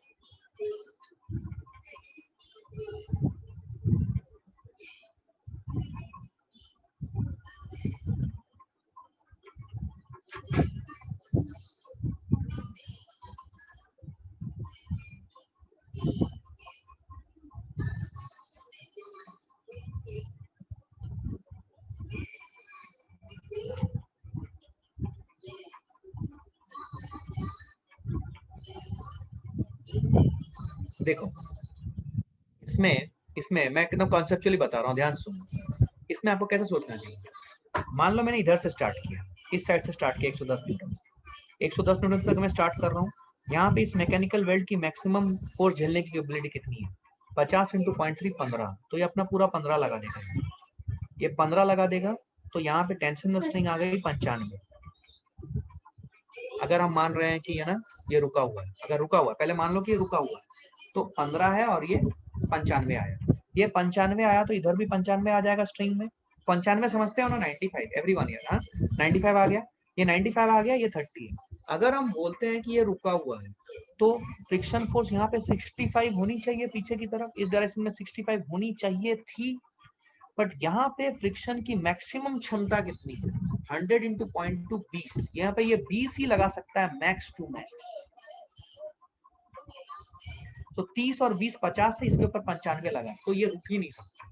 इसका मतलब आपका एजम्पशन है कि ये रुका हुआ है वो गलत है, ये चल रहा है। क्या मेरी बात समझ में आई? पहली बात, कोई बच्चा बोलेगा सर मैं तो इस साइड से करूंगा, प्लीज डिस्कशन को ध्यान से सुनो। कोई बच्चा बोलेगा कि सर मैंने तो इस साइड से किया सर, मैं एकदम क्लैरिटी दे रहा हूँ, है ना, ध्यान से देखना, ध्यान से देखना प्लीज, समझ में आ जाए तो ताली मार लेना घर पे बैठ के, वाह मजा आया बस। ध्यान से देखना, ये 10 kg है, ये 5 kg है, समझना। कोई बच्चा बोलेगा सर मैंने तो इधर से शुरू किया था, कर कर इधर से भी शुरू कर, कोई दिक्कत नहीं। इधर से अगर शुरू करते हैं, अच्छा यहाँ पे म्यूएस म्यू के यही सब वैल्यूज है, मैं यही सपोर्ट कर लूंगा। तो देखिए 30 न्यूटन जैसे मैंने लगाया, यहाँ पे फ्रिक्शन की मैक्सिमम फोर्स अवेलेबल कितनी है, 100 इंटू 0.2 दैट इज 20, तो ये 20 इधर लगा देगा, 20 लगा देगा। हम मान रहे हैं कि पहले के सिस्टम रेस्ट पे है, तो इधर कितना आएगा टेंशन 10, तो इधर भी टेंशन आ गया 10, इधर टेंशन 10 आया, इधर 110 है। अगर सिस्टम पूरा रेस्ट में है तो इधर आना चाहिए फ्रिक्शन फोर्स कितना, 100, बट यहाँ पे 5 kg और ग्राउंड के बीच में मैक्सिमम फ्रिक्शन फोर्स कितनी हो सकती है, 15, this is max to max value. तो 15 प्लस 10 25 कैन नेवर बैलेंस 110। इसका मतलब एक बात तो तय है बॉस कि सिस्टम तो चलेगा, सिस्टम रुकने से रहा, क्योंकि हम रुक के जो एनालिसिस कर रहे हैं उससे हमारा आंसर मैच नहीं हो रहा है। क्या मेरी बात समझ में आई? दोनों एंड से करा के दिखाया। अभी तुम बोलोगे सर किस एंड से करना चाहिए, ऐसा कुछ भी नहीं, आप किसी भी एंड से शुरू करो, आपको जहां पे डिस्क्रिपेंसी देखी आप वहां पे रुक जाओ। बट लॉजिकली स्पीकिंग अगर मेरे से पूछोगे, जितना मैंने सॉल्व किया है, जितना मेरा एक्सपीरियंस है, उस एंड से शुरू करने की कोशिश करो जहां पे लार्जर फोर्स लगे। जैसे कि 110 न्यूटन लग रहा था, उस एंड से शुरू करने की कोशिश करो हमेशा। ऐसा नहीं कि आप अलग से शुरू करोगे तो आपका गलत आंसर आएगा, बट आइटरेशन उसमें सबसे कम लगने के चांसेस है। क्या मेरी बात समझ में आई मैंने क्या बोला? गुड। तो ये सिस्टम रुकेगा नहीं, ये सिस्टम चलेगा। अगर ये सिस्टम चलेगा तो क्या होगा देखना, 110 न्यूटन इधर लग रहा है, 30 न्यूटन इधर लग रहा है, ठीक है। अब आप क्या करो, ये सिस्टम चलेगा तो क्या ये पूरा सिस्टम एक साथ चलेगा as a combined system, because ये स्ट्रिंग से कनेक्टेड है। मान लो इस कंबाइंड सिस्टम की एक्सीलरेशन है A, तो इस सिस्टम के ऊपर नेट फोर्स कितना लग रहा है, 80। मैं डायरेक्ट लिख रहा हूँ, मैं सिस्टम ले लिया, नेट फोर्स लग रहा है 110 इधर, 30 इधर, सब्ट्रैक्शन कर दो, नेट फोर्स कितना लगा, 80, माइनस फ्रिक्शन फोर्स देखेंगे, kinetic friction force which is 100 into 0.1 that is 10, minus 50 into 0.2 that is also 10, is equal to 15 into 8। तो 80 माइनस 20 60, 60 बटे 15, 60 बटे 15 आया 4 मीटर पर सेकंड स्क्वायर का एक्सीलरेशन है। क्या सबका आया है? क्या सबका आया है? यार रेस्पॉन्स नहीं कर रहे हो यार, please respond, please respond. I don't want to take names here and I want to आप लोगों को मैं ये नहीं करना चाहता हूँ, but I want your response guys please. क्या 4 meter per second square acceleration आया? क्या सबको समझ आई है बात? हाँ आई सर। तो 4 meter per second square acceleration आया है, 60 by 15 that is 4 meter per second, that is the acceleration that we are getting. क्या सबको समझ आई है बात? बढ़िया बढ़िया, आई एम हैप्पी। तो एक्सेलरेशन आ रहा है। अब टेंशन निकालना है, टेंशन निकालने के लिए क्या करो, टेंशन निकालने के लिए किसी भी एक ब्लॉक को पकड़ लो, किसी भी एक ब्लॉक को पकड़ लो, उसका एनालिसिस कर लो, टेंशन आ जाएगा। टेंशन कितना आ रहा है बोलो, टेंशन कितना आ रहा है? 80 न्यूटन। सबका आ रहा है कि टेंशन 80 न्यूटन?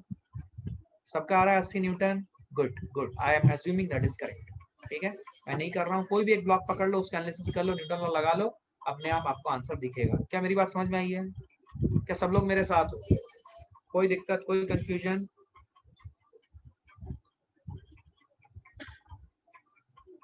क्लियर है?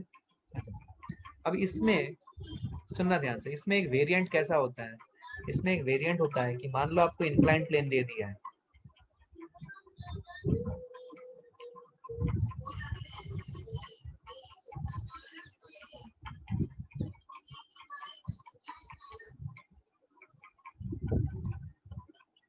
ये मान ले 10 kg का ब्लॉक है, ये मान ले 20 kg का ब्लॉक, यहाँ पे म्यू एस है 0.3, यहाँ पे म्यू एस है 0.2, यहाँ पे म्यू के है 0.2, यहाँ पे म्यू के 0.1। ठीक है, अब आपको ये बताना है कि सिस्टम सिस्टम क्या होगा, चलेगा या रुकेगा, जो भी सिस्टम चलेगा या रुकेगा, और अगर चलेगा तो क्या एक्सेलरेशन है दोनों ब्लॉक्स की और टेंशन कितना है, और अगर रुकेगा दोनों ब्लॉक के बीच में क्या फ्रिक्शन फोर्स है और टेंशन कितना है, ये सवाल है। ये एंगल दे दिया गया है, this is 37 degree and this is 53 degree.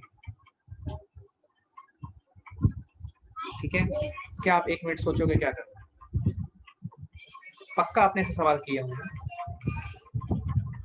इसमें क्या करो इस सवाल में, ठीक है 1 मिनट सोचो, 1 मिनट सोचो, 1 मिनट सोचो, क्या करोगे आप बोलो, 1 मिनट सोचो।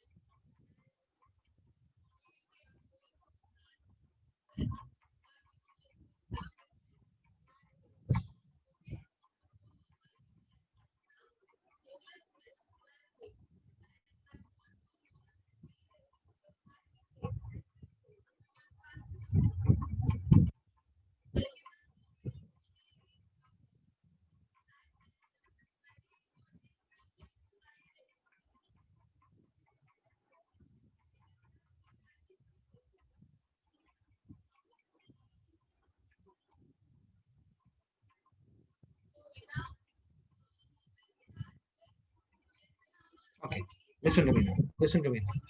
इस सवाल को क्या करो, सबसे पहले तो आप इसके फोर्सेस दिखा दो। क्या क्या एक्सटर्नल फोर्स लग रही है, एक लग रही है 100 न्यूटन, तो इसके दो कंपोनेंट होंगे, डायरेक्टली मैं कंपोनेंट लिख रहा हूँ। 100 न्यूटन का इधर का कंपोनेंट आ जाएगा 80 और इधर का कंपोनेंट आ जाएगा 60। ठीक है, ये 200 है, 200 का इधर का कंपोनेंट आ जाएगा कितना, 200 cos 53 sin 37, 200 into 3/5, 200 into 3/5 is 120, ये आ रहा है 120, और ये आ जाएगा इधर वाला जो आ जाएगा ये आ जाएगा 160। क्या ये सबको समझ में आ गई बात? देखो ये सब जो चीजें है ना, ये आपका मेंटल कैलकुलेशन खुद ब खुद हो जाना चाहिए। देख यहाँ पे 37 था तो यहाँ पे 80 थी और 60 थी, 53 हुई तो जहाँ पे 60 था वहां पे 60 का डबल हुआ। डबल क्यों हुआ, क्योंकि यहाँ पे 20 केजी। देख 60 का डबल वर्टिकली आ रहा है 120, और यहाँ पे 80 का डबल जो है वो हॉरिजॉन्टली आ रहा है। ऐसा क्यों हुआ, क्योंकि ये एंगल 37 था और ये एंगल 53 है। ये सब छोटी छोटी बातें हैं जो देखते साथ आपको पर्टिकुलरली नीट जैसे एग्जाम में ये चीजें काफी काम आती है। खट खट खट खट लिखा, क्या क्लैरिटी आई है? ये चीज सबको समझ में आ गई, कोई दिक्कत कोई कंफ्यूजन नहीं है। अब ये सब फोर्सेस लगाने के बाद सुनो ध्यान से, ये सब फोर्सेस एक्सटर्नल इसके ऊपर लग गए। अब सुनना ध्यान से, अब क्या करो, हमने सारे फोर्सेस दिखा दिया इसके ऊपर, नॉर्मल रिएक्शन भी एक लगेगा। यहाँ पे मान लो N1 है, यहाँ पे मान लो N2, ये सब आपने फोर्सेस दिखा दिए सिस्टम को, एक्सटर्नल फोर्स है। अब क्या करो, ये पूरे सिस्टम को ऐसे फैला लो। इसका 10 केजी ब्लॉक है और ये 20 केजी ब्लॉक है। 10 केजी ब्लॉक के ऊपर इस डायरेक्शन में फोर्स लग रहा है 60 न्यूटन, इसके ऊपर इस डायरेक्शन में फोर्स लग रहा है 160 न्यूटन। ठीक है, इसका नॉर्मल रिएक्शन जो N1 ये 80 न्यूटन है, इसका नॉर्मल रिएक्शन, इसका नॉर्मल रिएक्शन है 120 न्यूटन। यहाँ पे म्यू एस है 0.3, म्यू के है 0.2, ये ओरली हो जाना चाहिए। म्यू एस है 0.2, म्यू के है 0.1। क्या अब ये सवाल आपके लिए वही पुराना सवाल, दो ब्लॉक वाला, सिस्टम चलेगा या रुकेगा? कोई मतलब नहीं है। आपने जब एक बार फोर्सेस वैसे दिखा दिया, एक नॉर्मल रिएक्शन सिर्फ 80 न्यूटन कर देना, इसको फैला दे ग्राउंड पे। लग तो रहा था कि हो गया, पर पता नहीं आपने अभी क्या चमत्कार मचाया, सब गया ऊपर से। क्या समझ में आया है?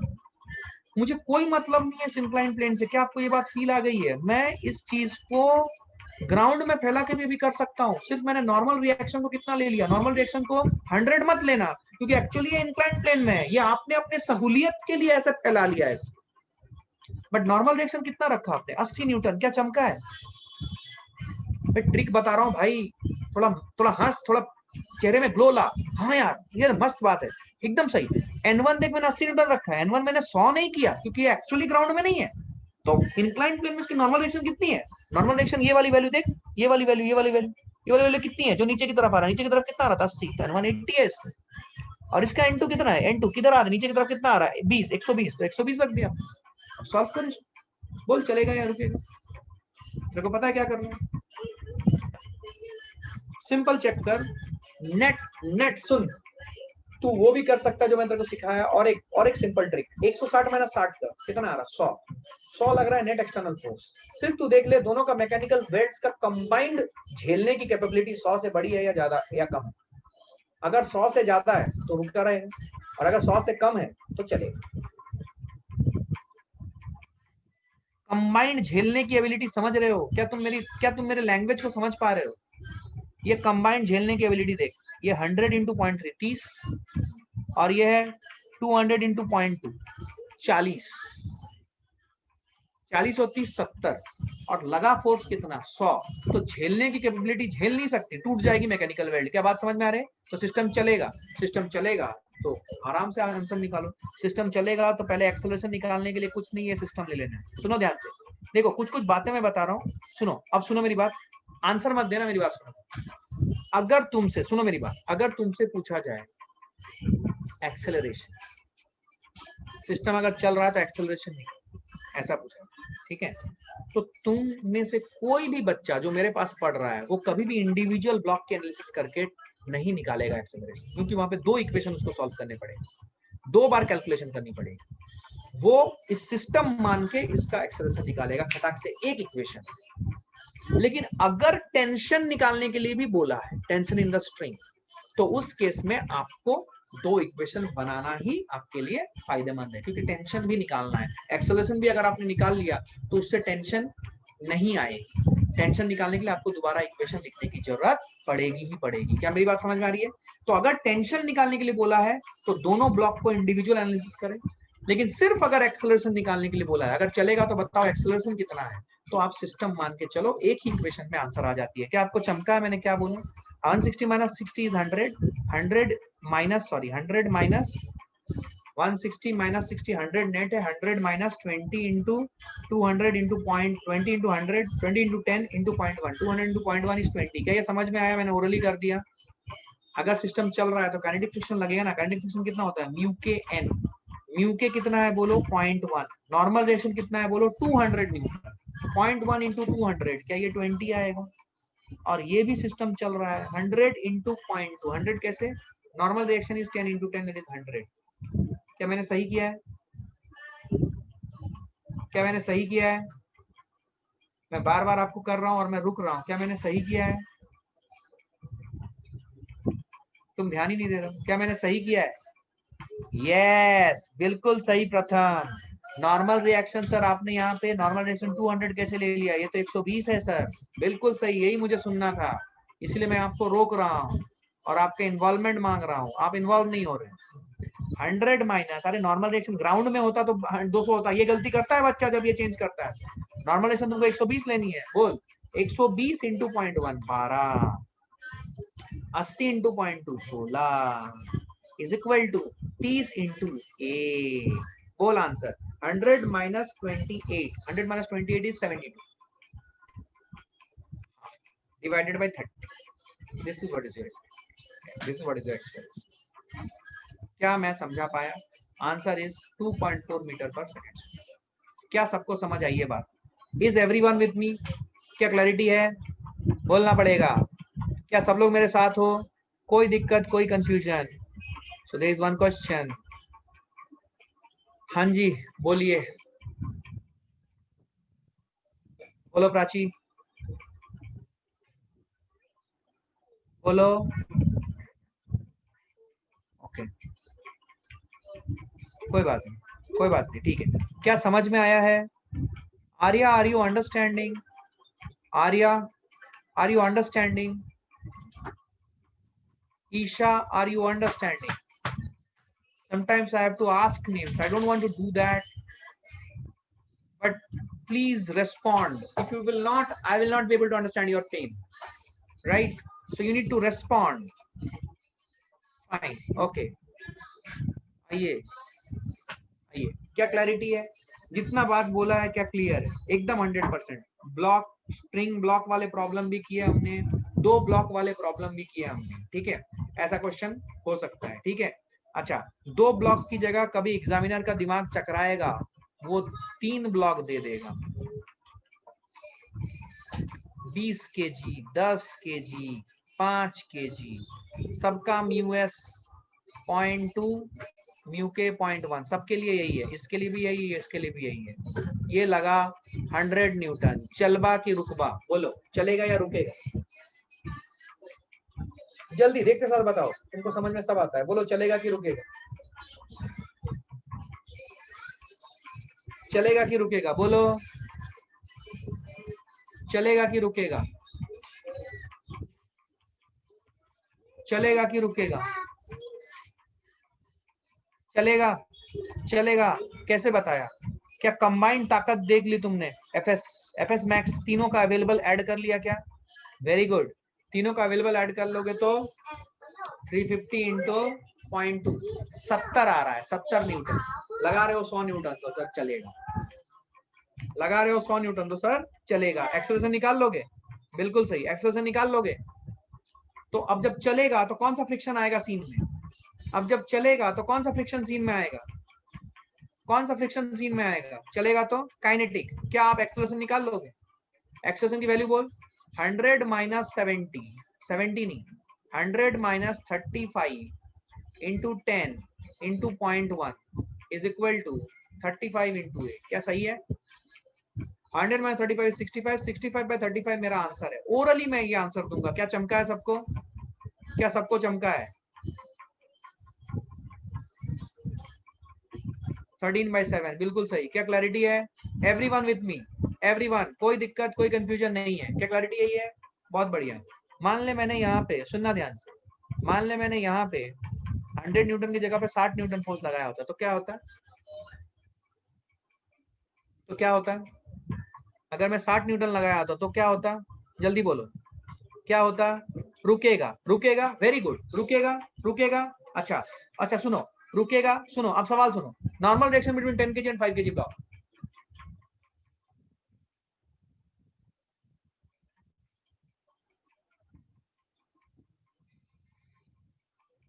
Normal reaction between 10 kg and 5 kg block.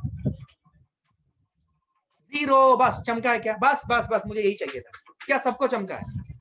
क्या सब लोग एकदम 100% कॉन्फिडेंट हो भाई साहब कि ऐसा कोई सवाल आ जाए तो मेरे लिए कोई खास बात नहीं है, मैं देखते साथ आंसर करूंगा? क्या चमका है एवरीवन? कॉन्फिडेंट, कॉन्फिडेंट, बहुत बढ़िया। चलो आगे बढ़ो। बस बस बस, मुझे यही चाहिए। Thank you very much. अब सुन, पकड़ा दिया मैंने तुम्हें, आपको अभी आप कर लो। सुनो ध्यान से, मैं जितना बोल रहा हूँ सुनो ध्यान से। जितने सवाल मैं क्लास में कर रहा हूँ ये सब आपको करना ही करना है, ये सब आपके दिमाग में होना चाहिए। बाकी आप जितना प्रैक्टिस करो बस ऊपर के मार्क्स से आपको समझ में आ रहा है। और इन्हीं वेराइटीज में से क्वेश्चंस आएंगे, मैं बता रहा हूँ। अगर आया तो, अगर फ्रिक्शन से सवाल आया इन्हीं वेराइटीज में जो मैं करवा रहा हूँ तो वो हो जाएगा, ठीक है? अब सुनो ध्यान से, अब सुनो ध्यान से, ध्यान सुनो everyone, everyone listen to me. Now we will consider two block problems of another variety जिसे हम बोलते हैं block over block. Block over block, block over block मतलब क्या सर? मतलब एक ब्लॉक रहेगी और इस ब्लॉक के ऊपर हम दूसरा ब्लॉक रखेंगे और हम फोर्सेस लगाएंगे। क्या होगा क्या नहीं होगा, हमें ये सब एनालिसिस करना है, ठीक है? तो बेसिकली ये जो चीज को लास्ट में रखने के पीछे का रीजन ये है कि इसके अंदर सबसे ज्यादा दिमाग खर्च होता है। तो हम इसको धीरे धीरे करेंगे। अगर आज खत्म नहीं हुआ तो नेक्स्ट क्लास में ये पक्का खत्म हो जाएगा और हम नेक्स्ट क्लास में वर्क ऑन एनर्जी को भी आगे बढ़ा देंगे। क्या पेस से आप संतुष्ट हो? क्या आपको लगता है कि सर की पेस बिल्कुल सही है और हम एडजस्ट कर पा रहे हैं? क्या पेस से आप संतुष्ट हो? मैं टाइम पास नहीं करता हूँ, तो जो बच्चा बाद में आएगा उनको देखना पड़ेगा कि वो लोगों को कैसे हेल्प होगा, लेकिन आपका मदद होना चाहिए, आपके मार्क्स आने चाहिए। सब लोग केपेबल होने चाहिए, राइट? तो टाइम पास नहीं करेंगे हम लोग, एकदम सही पेस से जा रहे हैं। मेरे को अगर जस्ट देखना था कि कोई ऐसा बच्चा है जो बोल रहा है कि पेस फास्ट हो रहा है, तो उसके लिए मेरा ये इंस्ट्रक्शन रहेगा कि वर्क अप एंड अपने आप को इम्प्रूव करो rather than changing my pace, ठीक है? वो करना बहुत डिफिकल्ट होगा। अब सुनो ध्यान से मेरी बात। मान लो ऐसा सिस्टम से, अब इस सिस्टम पे क्या क्या हो सकता है? मैं इस सिस्टम पे ऊपर वाले पे फोर्स लगाऊं, मैं इस सिस्टम पे नीचे वाले पे फोर्स लगाऊं, मैं इस सिस्टम पे दोनों पे फोर्स लगाऊं, और मैं इस सिस्टम पे दोनों पे फोर्स लगाऊं और ऑपोजिट डायरेक्शन में लगाऊं। क्या यही कॉम्बिनेशन पॉसिबल है? यही कॉम्बिनेशन हो सकते हैं। और जनरली आपको 2 ब्लॉक का ही पूछा जाएगा। 3 ब्लॉक का स्टाइल मार के मैं कराऊंगा नहीं, जरूरत नहीं है, कंफ्यूजन ही बढ़ता है ज्यादा, वो ज्यादा थोड़ा सा रिगर बढ़ता है। बट जनरली आपको एग्जामिनेशन कंडीशन में 2 ब्लॉक के प्रॉब्लम्स ही 99% चांस है पूछे जाएंगे, अगर पूछे गए तो। 3 ब्लॉक नहीं पूछेंगे, because they also understand कि 3 block involves lot more calculations rather than concept, right? concept तो वही रहता है। तो हमें ये सारे वेराइटीज को एक एक करके अभी समझना है, ठीक है? बेसिक सवाल से शुरू करता हूँ। Let's try to understand. तो ये सब केस में क्या होगा? अब यहाँ पे क्या होता है कि यहाँ पे भी फ्रिक्शन रहता है, यहाँ पे भी फ्रिक्शन रहता है, ठीक है? या फिर नीचे वाले पे नहीं भी रह सकता है किसी केस में, सिर्फ ऊपर वाले पे रहेगा, व्हाटएवर इट इज, ठीक है? तो सब केसेस में वही होंगे, फ्रिक्शन रहेगा, दोनों की वैल्यू सेम रह सकती है म्यू एस, मतलब दोनों सरफेसेस के बीच में, या फिर अलग अलग रह सकती है। That's what is the case, right? But आपको घबराने का नहीं है, basic step by step process समझाऊंगा, क्या करना है आपको समझ में आ जाएगा, ठीक है? एकदम एल्गोरिथम क्लियर कर देता हूँ। ध्यान से मान ले मैंने एक ब्लॉक लिया, सुन, सपोज मैंने यहाँ पे एक ब्लॉक लिया 20 kg का, और एक ब्लॉक लिया यहाँ पे 10 kg का, ठीक है? सपोज 10 kg का एक ब्लॉक लिया और 20 kg का एक ब्लॉक लिया। यहाँ पे मान लो म्यू एस है 0.5, यहाँ पे भी म्यू एस है 0.5, चेंज नहीं कर रहा हूँ मैं, 0.5 रखता हूँ, 10 kg 20 kg ब्लॉक, ठीक है? अब मैं क्या कर रहा हूँ, सुनो ध्यान से, अब मैं क्या कर रहा हूँ, मैं नीचे वाले पे फोर्स लगा रहा हूँ। Suppose I apply a force of 40 Newton, ठीक है? तो हमें बताना है कि क्या होने वाला है, क्या होने वाला है, मतलब what exactly would is going to happen here, ठीक है? कौन चलेगा या नहीं चलेगा? नहीं चलेगा तो फ्रिक्शन फोर्स कितना है दोनों सरफेसेस में, मतलब ग्राउंड और 20 kg ब्लॉक, 20 kg और 10 kg ब्लॉक, दोनों सरफेसेस में फ्रिक्शन कितना है, और अगर चलेगा तो एक्सेलरेशन कितना है, और दोनों ब्लॉक्स की एक्सेलरेशन कितनी है, ये सवाल होता है। इसी के ऊपर पूरा ये सेक्शन डिपेंड करता है, जितना आपने समझा उतना आप कर सकते हो। चलो इस सवाल को सॉल्व करने का एल्गोरिथम, ठीक है? इस सवाल को सॉल्व करने का एल्गोरिथम, इस सवाल को सॉल्व करने का एल्गोरिथम क्या है? तो इस सवाल को सॉल्व हम कैसे करेंगे? तो इस सवाल को सॉल्व करने के लिए हम क्या करेंगे कि हम मान लो ये सरफेस 1 बोल रहे हैं, ये surface 2, 1 is the surface between 10 kg and 20 kg and 2 is the surface between 20 kg and the ground, ठीक है? तो पहला केस 1 हम मानेंगे। ये मैं एक्सप्लेन कर रहा हूँ बोल के टाइम लगता है, आप ओरली जब करोगे तो फटाफट फटाफट आंसर आएगा। केस 1 में हम क्या मानेंगे, मान लो 1 में भी स्टैटिक है और 2 में भी स्टैटिक है। ये मान के हमेशा चलना है कि 1 में भी स्टैटिक है और 2 में भी स्टैटिक है, यही मान के बिगिनिंग करो हमेशा। तो 1 में भी स्टैटिक, 2 में भी स्टैटिक, तो अगर हम 1 में स्टैटिक 2 में स्टैटिक मानते हैं तो क्या होगा, ध्यान से सुनो। अगर हम ब्लॉक्स को सेपरेट कर लें, ये एक्सप्लेन कर रहा हूँ बोल के मुझे टाइम लग रहा है, आप ओरली करोगे मेंटली करोगे तो कोई टाइम नहीं लगेगा। अगर दोनों स्टैटिक है तो सबका एक्सेलरेशन क्या होना चाहिए, बिकॉज ग्राउंड का एक्सेलरेशन 0 है, ग्राउंड नहीं चल रही है, तो इसकी भी एक्सेलरेशन 0 होगी, इसकी भी एक्सेलरेशन 0 होगी, ठीक है? अब आप क्या करें, यहाँ पे इन दोनों ब्लॉक में, मतलब सरफेस 1 पे यहाँ पे कितना हो सकता है एफएस अवेलेबल, वो निकालना है। कितना हो सकता है एफएस अवेलेबल यहाँ पे? तो यहाँ पे नॉर्मल रिएक्शन कितना हो जाएगा 10 kg ब्लॉक के ऊपर जो नॉर्मल रिएक्शन लगेगा, आप इसका फ्री बॉडी डायग्राम बना सकते हो। कितना आएगा नॉर्मल रिएक्शन, कि इसका वेट लगेगा 100 न्यूटन और इसके ऊपर नॉर्मल रिएक्शन लगेगी ऊपर की तरफ, इसका मिरर इमेज लगेगा इस ब्लॉक के ऊपर N1, इसके ऊपर नॉर्मल रिएक्शन ग्राउंड लगाएगा N2, और इसका खुद का वजन लगेगा नीचे विच इज 200। क्या मेरी बात समझ में आ रही है? 200 न्यूटन। क्या क्लैरिटी है? Everyone everyone everyone with me, कोई दिक्कत अभी तक नहीं है? तो एफएस अवेलेबल यहाँ पे कितना हो जाएगा? FS available equal to mu S into normal reaction between the 10 kg and the 20 kg block. 10 kg और 20 kg ब्लॉक के बीच में नॉर्मल रिएक्शन कितना है? 100 न्यूटन। क्योंकि अगर आप 10 kg ब्लॉक को देखोगे, 10 kg ब्लॉक वर्टिकली एक्सेलरेट नहीं कर रहा है, तो क्या उसका जो नॉर्मल रिएक्शन है, क्या नॉर्मल रिएक्शन 100 न्यूटन को बैलेंस करेगा? तो नॉर्मल रिएक्शन कितना आ जाएगा? नॉर्मल रिएक्शन 100 न्यूटन आ जाएगा। तो एफएस अवेलेबल कितना हो जाएगा? FS available will be 100 into mu s, that is 50 Newton. And what will be the Fs available between 20 kg and the ground? 20 kg और ground के बीच में जो Fs available होगा वो कितना हो जाएगा? That will also be mu s into n. mu s तो same है 0.5, but normal reaction कितना हो जाएगा? Which is n2. n2 will be n1 plus 200. n1 की वैल्यू 100 थी, 100 plus 200 300 हो जाएगा। क्या आपको कैलकुलेशन समझ में आ रहा है? 300 into 0.5 is 150 मीटर। तो एफएस अवेलेबल है 150 मीटर। सुनो ध्यान से, आपने कितना फोर्स लगाया है? केस 1 स्टैटिक, आपने फोर्स लगाया इसके ऊपर कितना? 40। तो 40 न्यूटन फोर्स लगाया, तो सबसे पहले यहाँ का स्टैटिक फ्रिक्शन फोर्स सीन में आया। तो इसमें अवेलेबल कितना है? अवेलेबल 150। रिक्वायर्ड कितना है इसको रोकने के लिए? 40। क्या 40 लेस देन 150 है? यस। तो क्या यहाँ पे 40 लग जाएगा? यहाँ पे 40 लग जाएगा। तो जो आपने 40 लगाया उसको बैलेंस करने के लिए static friction force between 20 kg and the ground लग गया 40। तो ये लग गया 40, तो ये रुका हुआ रहा, ये रुका हुआ रहा। तो आप बताओ यहाँ पे फ्रिक्शन कितना लगेगा? 10 kg and 20 kg। 10 kg and 20 kg में फ्रिक्शन तब लगेगा जब 20 kg का पूरा दमखम निकल जाए, मतलब 20 kg की जो मैक्सिमम वैल्यू है 20 kg और ग्राउंड की, वो जब एक्सीड करेगा तब फ्रिक्शन ट्रांसफर होगा 10 kg ब्लॉक। ये थोड़ा सा फील मैं कैसे करा सकता हूँ, देखो ध्यान से। ये चीज मैंने बोली, इसका फील सुनो।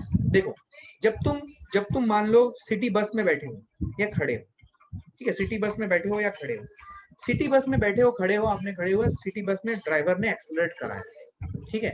तो ड्राइवर ने जब गाड़ी को एक्सेलरेट कराया, तो सबसे पहले फ्रिक्शन किसके बीच में डेवलप हुआ? गाड़ी को आगे बढ़ने के लिए सबसे पहले फ्रिक्शन किसके बीच में डेवलप हुआ? टायर और ग्राउंड के बीच में। उस व्हीकल के टायर और ग्राउंड के बीच में फ्रिक्शन डेवलप हुआ। और जब ये static friction was not enough, जब ये स्किड करने लगा वहां पे, फिर आपके पैर और जो व्हीकल का फ्लोर है उसके बीच में फिर फ्रिक्शन डेवलप। इसका मतलब अगर ट्रक या व्हीकल के टायर्स ही फ्रिक्शन को बैलेंस कर रहे हैं, जो फोर्स लग रहा है उसी को बैलेंस कर ले रहे हैं, तो आपके पैरों पे कोई फोर्स नहीं लगेगी, कोई फ्रिक्शन डेवलप ही नहीं होगा। लेकिन फ्रिक्शन तब डेवलप होता है जब एक बार नीचे जो टायर और जमीन के साथ कांटेक्ट है वहां पे स्टैटिक फ्रिक्शन फोर्स से ज्यादा हो जाती है अगर वैल्यू, तो फिर उसके बाद आपके पैरों में फ्रिक्शन फोर्स डेवलप होता है। वही सेम लॉजिक यहाँ पे लगे कि आपने जिस ब्लॉक के ऊपर फोर्स लगाया है वो ब्लॉक और ग्राउंड के बीच में सबसे पहले स्टैटिक फ्रिक्शन फोर्स चेक होगी। समझ में आ रहा है? Move together without slipping? No, but nothing will move here. I will make you understand. तो मैंने जो कॉन्सेप्ट बोला उसको ध्यान से सुनो। सबसे पहले जैसे आपने 20 kg ब्लॉक को देख रहे हो, सबसे पहले किसके बीच में फ्रिक्शन डेवलप हुआ? आपने 20 kg के ऊपर फोर्स लगाया है, तो सबसे पहले फ्रिक्शन कहाँ पे डेवलप होगा? सबसे पहले फ्रिक्शन डेवलप होगा जिसके ऊपर आप फोर्स लगा रहे हो उसके और ग्राउंड के बीच।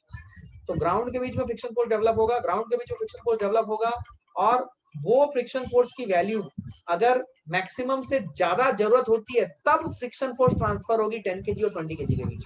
ये बात याद रखो, ठीक है। तो अब देखो ध्यान से, यहाँ पे होगा क्या? यहाँ पे 40 न्यूटन लगाया, तो ये 20 kg और ग्राउंड के बीच में 40 न्यूटन लग गई। तो अब क्या होगा?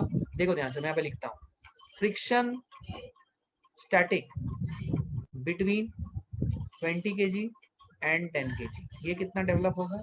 ये डेवलप होगा 40 Newton. FS between 20 kg and ground, sorry 20 kg and ground, ये है 40 Newton. Static friction force between 10 kg and 20 kg, 0 Newton. Acceleration of 20 kg, 0। Acceleration of 10 kg, 0। तो सबका एक्सेलरेशन 0 होगा। इस सिचुएशन में कोई एक्सेलरेशन नहीं होगी। क्या मेरी बात समझ में आ रही है? क्या मेरी बात समझ में आ रही है एवरीवन? तो यहाँ पे 40 न्यूटन आपने लगाया, तो यहाँ पे दोनों में से कोई भी ब्लॉक मूव नहीं करेगा और किसी की कोई भी एक्सेलरेशन नहीं होगी। क्या मेरी बात समझ में आई है सबको? Everyone understanding? Next question. Data में चेंज नहीं करूंगा, मतलब ब्लॉक्स का मास में कोई चेंज नहीं करूंगा, मैं फोर्सेस को बढ़ाता चलूंगा, घटाता चलूंगा, व्हाटएवर। ठीक है, सब लोग देखो ध्यान से। सरफेस में μs 0.5 इन ऑल सरफेसेस मैं लिख देता हूँ। ठीक है, हम कॉन्सेप्ट्स के ऊपर ज्यादा खेलेंगे रादर देन डेटा के साथ। डेटा तो ठीक है आप कर लोगे, वो कॉन्सेप्ट के साथ ज्यादा खेलेंगे। आओ देखो ध्यान से। अब मैं ये 10 केजी था, एक सेकंड, 10 केजी और 20 केजी, देखो ध्यान से, ये 10 केजी है, ये 20 केजी है। अब आपने ये फोर्स बढ़ा के 100 न्यूटन कर दिया, बोलो क्या होगा? आप समझदार हो, आप खुद से एनालिसिस करोगे, आप खुद से करोगे। केस 1 भले आपको सब समझ में आ रहा हो, लेकिन आप अभी थोड़ा सा इस वैरायटी में थोड़ा सा सावधानी बरतोगे। आप पहले केस 1 स्टैटिक, पहले 1 मतलब सरफेस, फर्स्ट सरफेस और सेकंड सरफेस दोनों में स्टैटिक स्टैटिक मान के आप चलोगे। फिर से देखो, एनालिसिस करो। 10 KG, I am good in climbing. I have to do my homework. 1 static, 2 static, because ground की एक्सेलरेशन 0 है तो इसकी भी एक्सेलरेशन 0 होगी, इसकी भी एक्सेलरेशन 0 होगी। क्यों एक्सेलरेशन 0 माना, आपको समझ में आ रहा है? क्योंकि मैंने स्टैटिक फ्रिक्शन माना है, और स्टैटिक फ्रिक्शन तब डेवलप होता है जब दो ब्लॉक एक दूसरे के ऊपर स्लाइड नहीं करते, तो सबकी एक्सेलरेशन सेम होगी। बिकॉज ग्राउंड की एक्सेलरेशन 0 है, इसीलिए मैंने सबका एक्सेलरेशन 0 माना। क्या क्लैरिटी है? इसके ऊपर कितना फोर्स लगा रहे हैं हम लोग? 100 न्यूटन। समझ में आ रही है बात? तो 100 न्यूटन फोर्स लगा रहे हैं, तो इसके ऊपर कितना फोर्स लगेगा?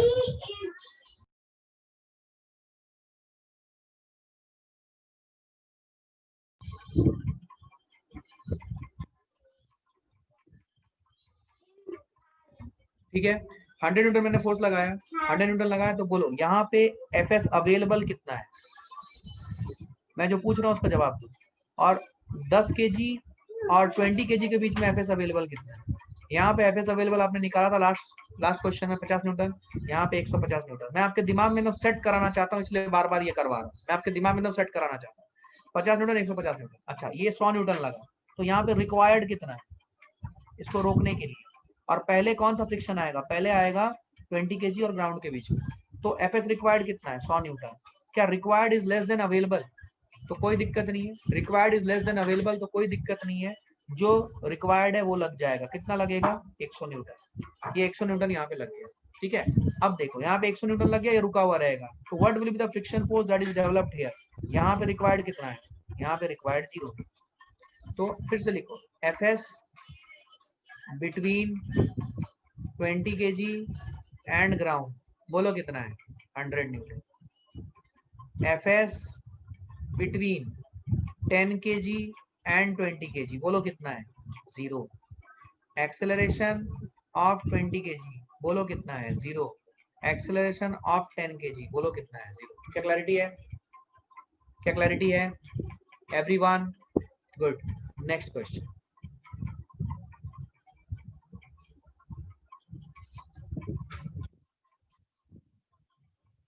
सब लोग देखो,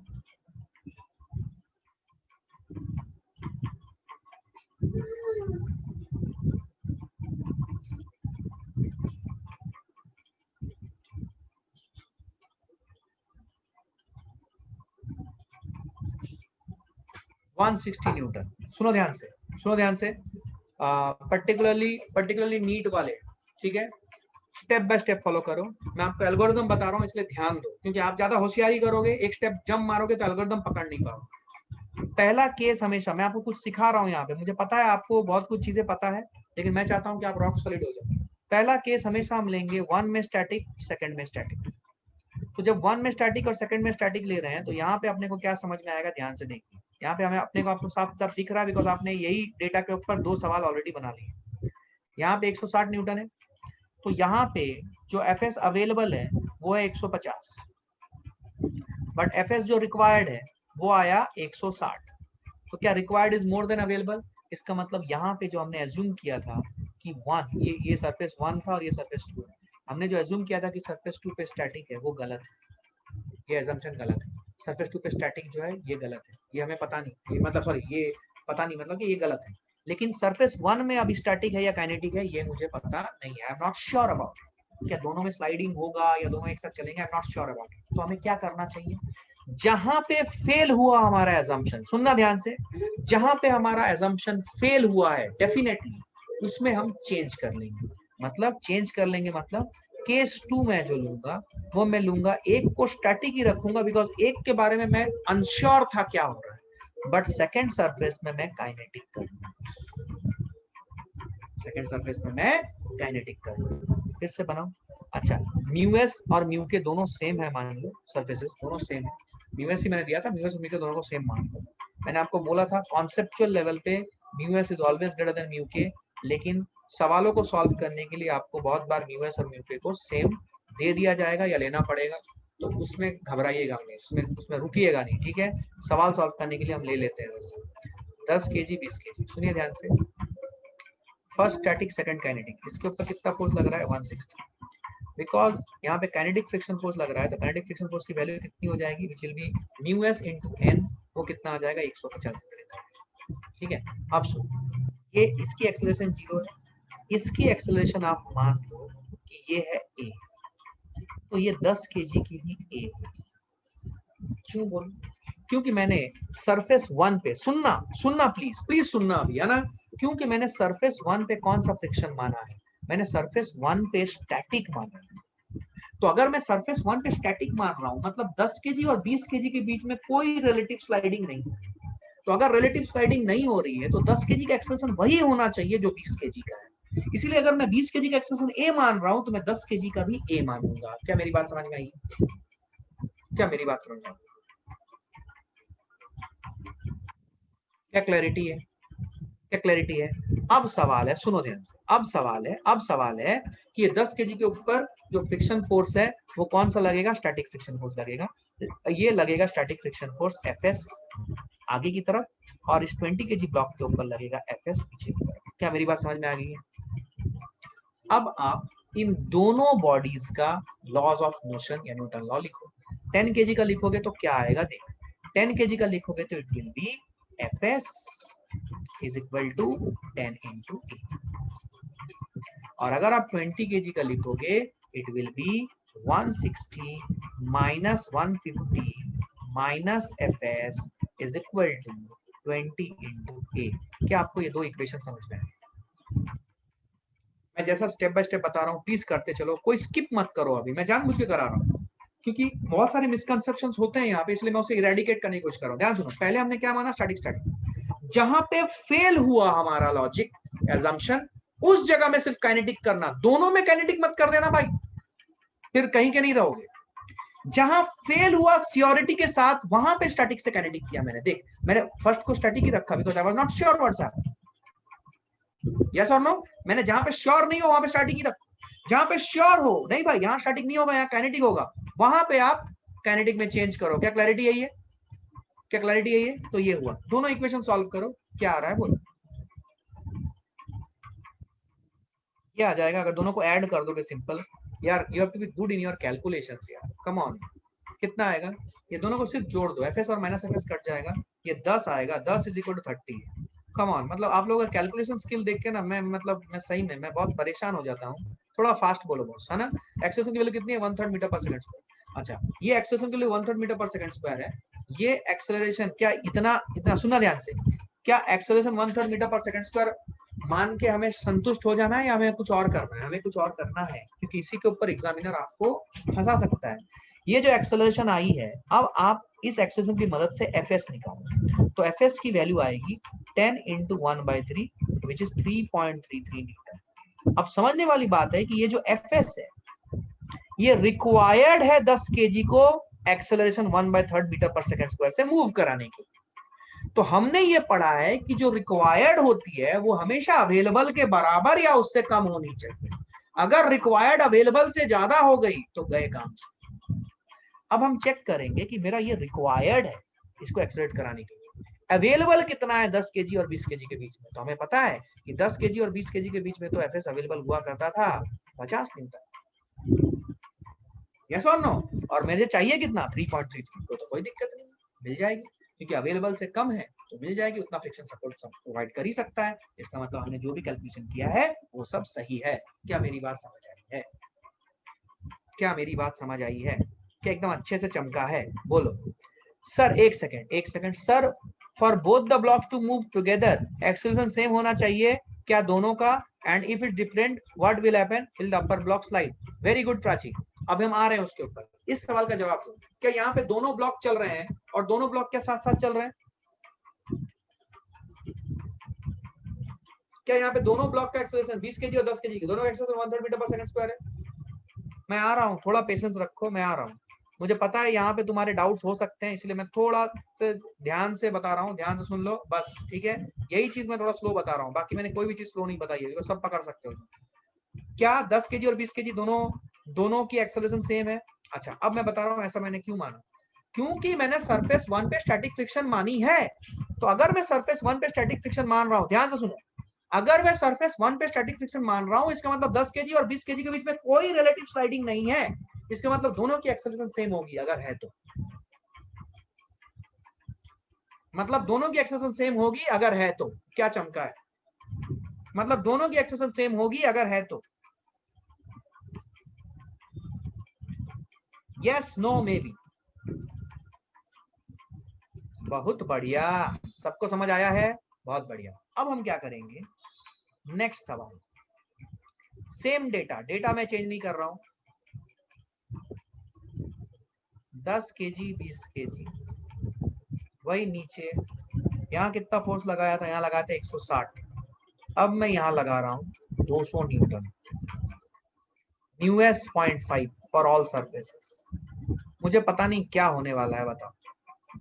दोनों साथ चलेंगे, दोनों अलग अलग चलेंगे, कोई चलेगा नहीं चलेगा, मुझे कुछ नहीं पता, बताओ।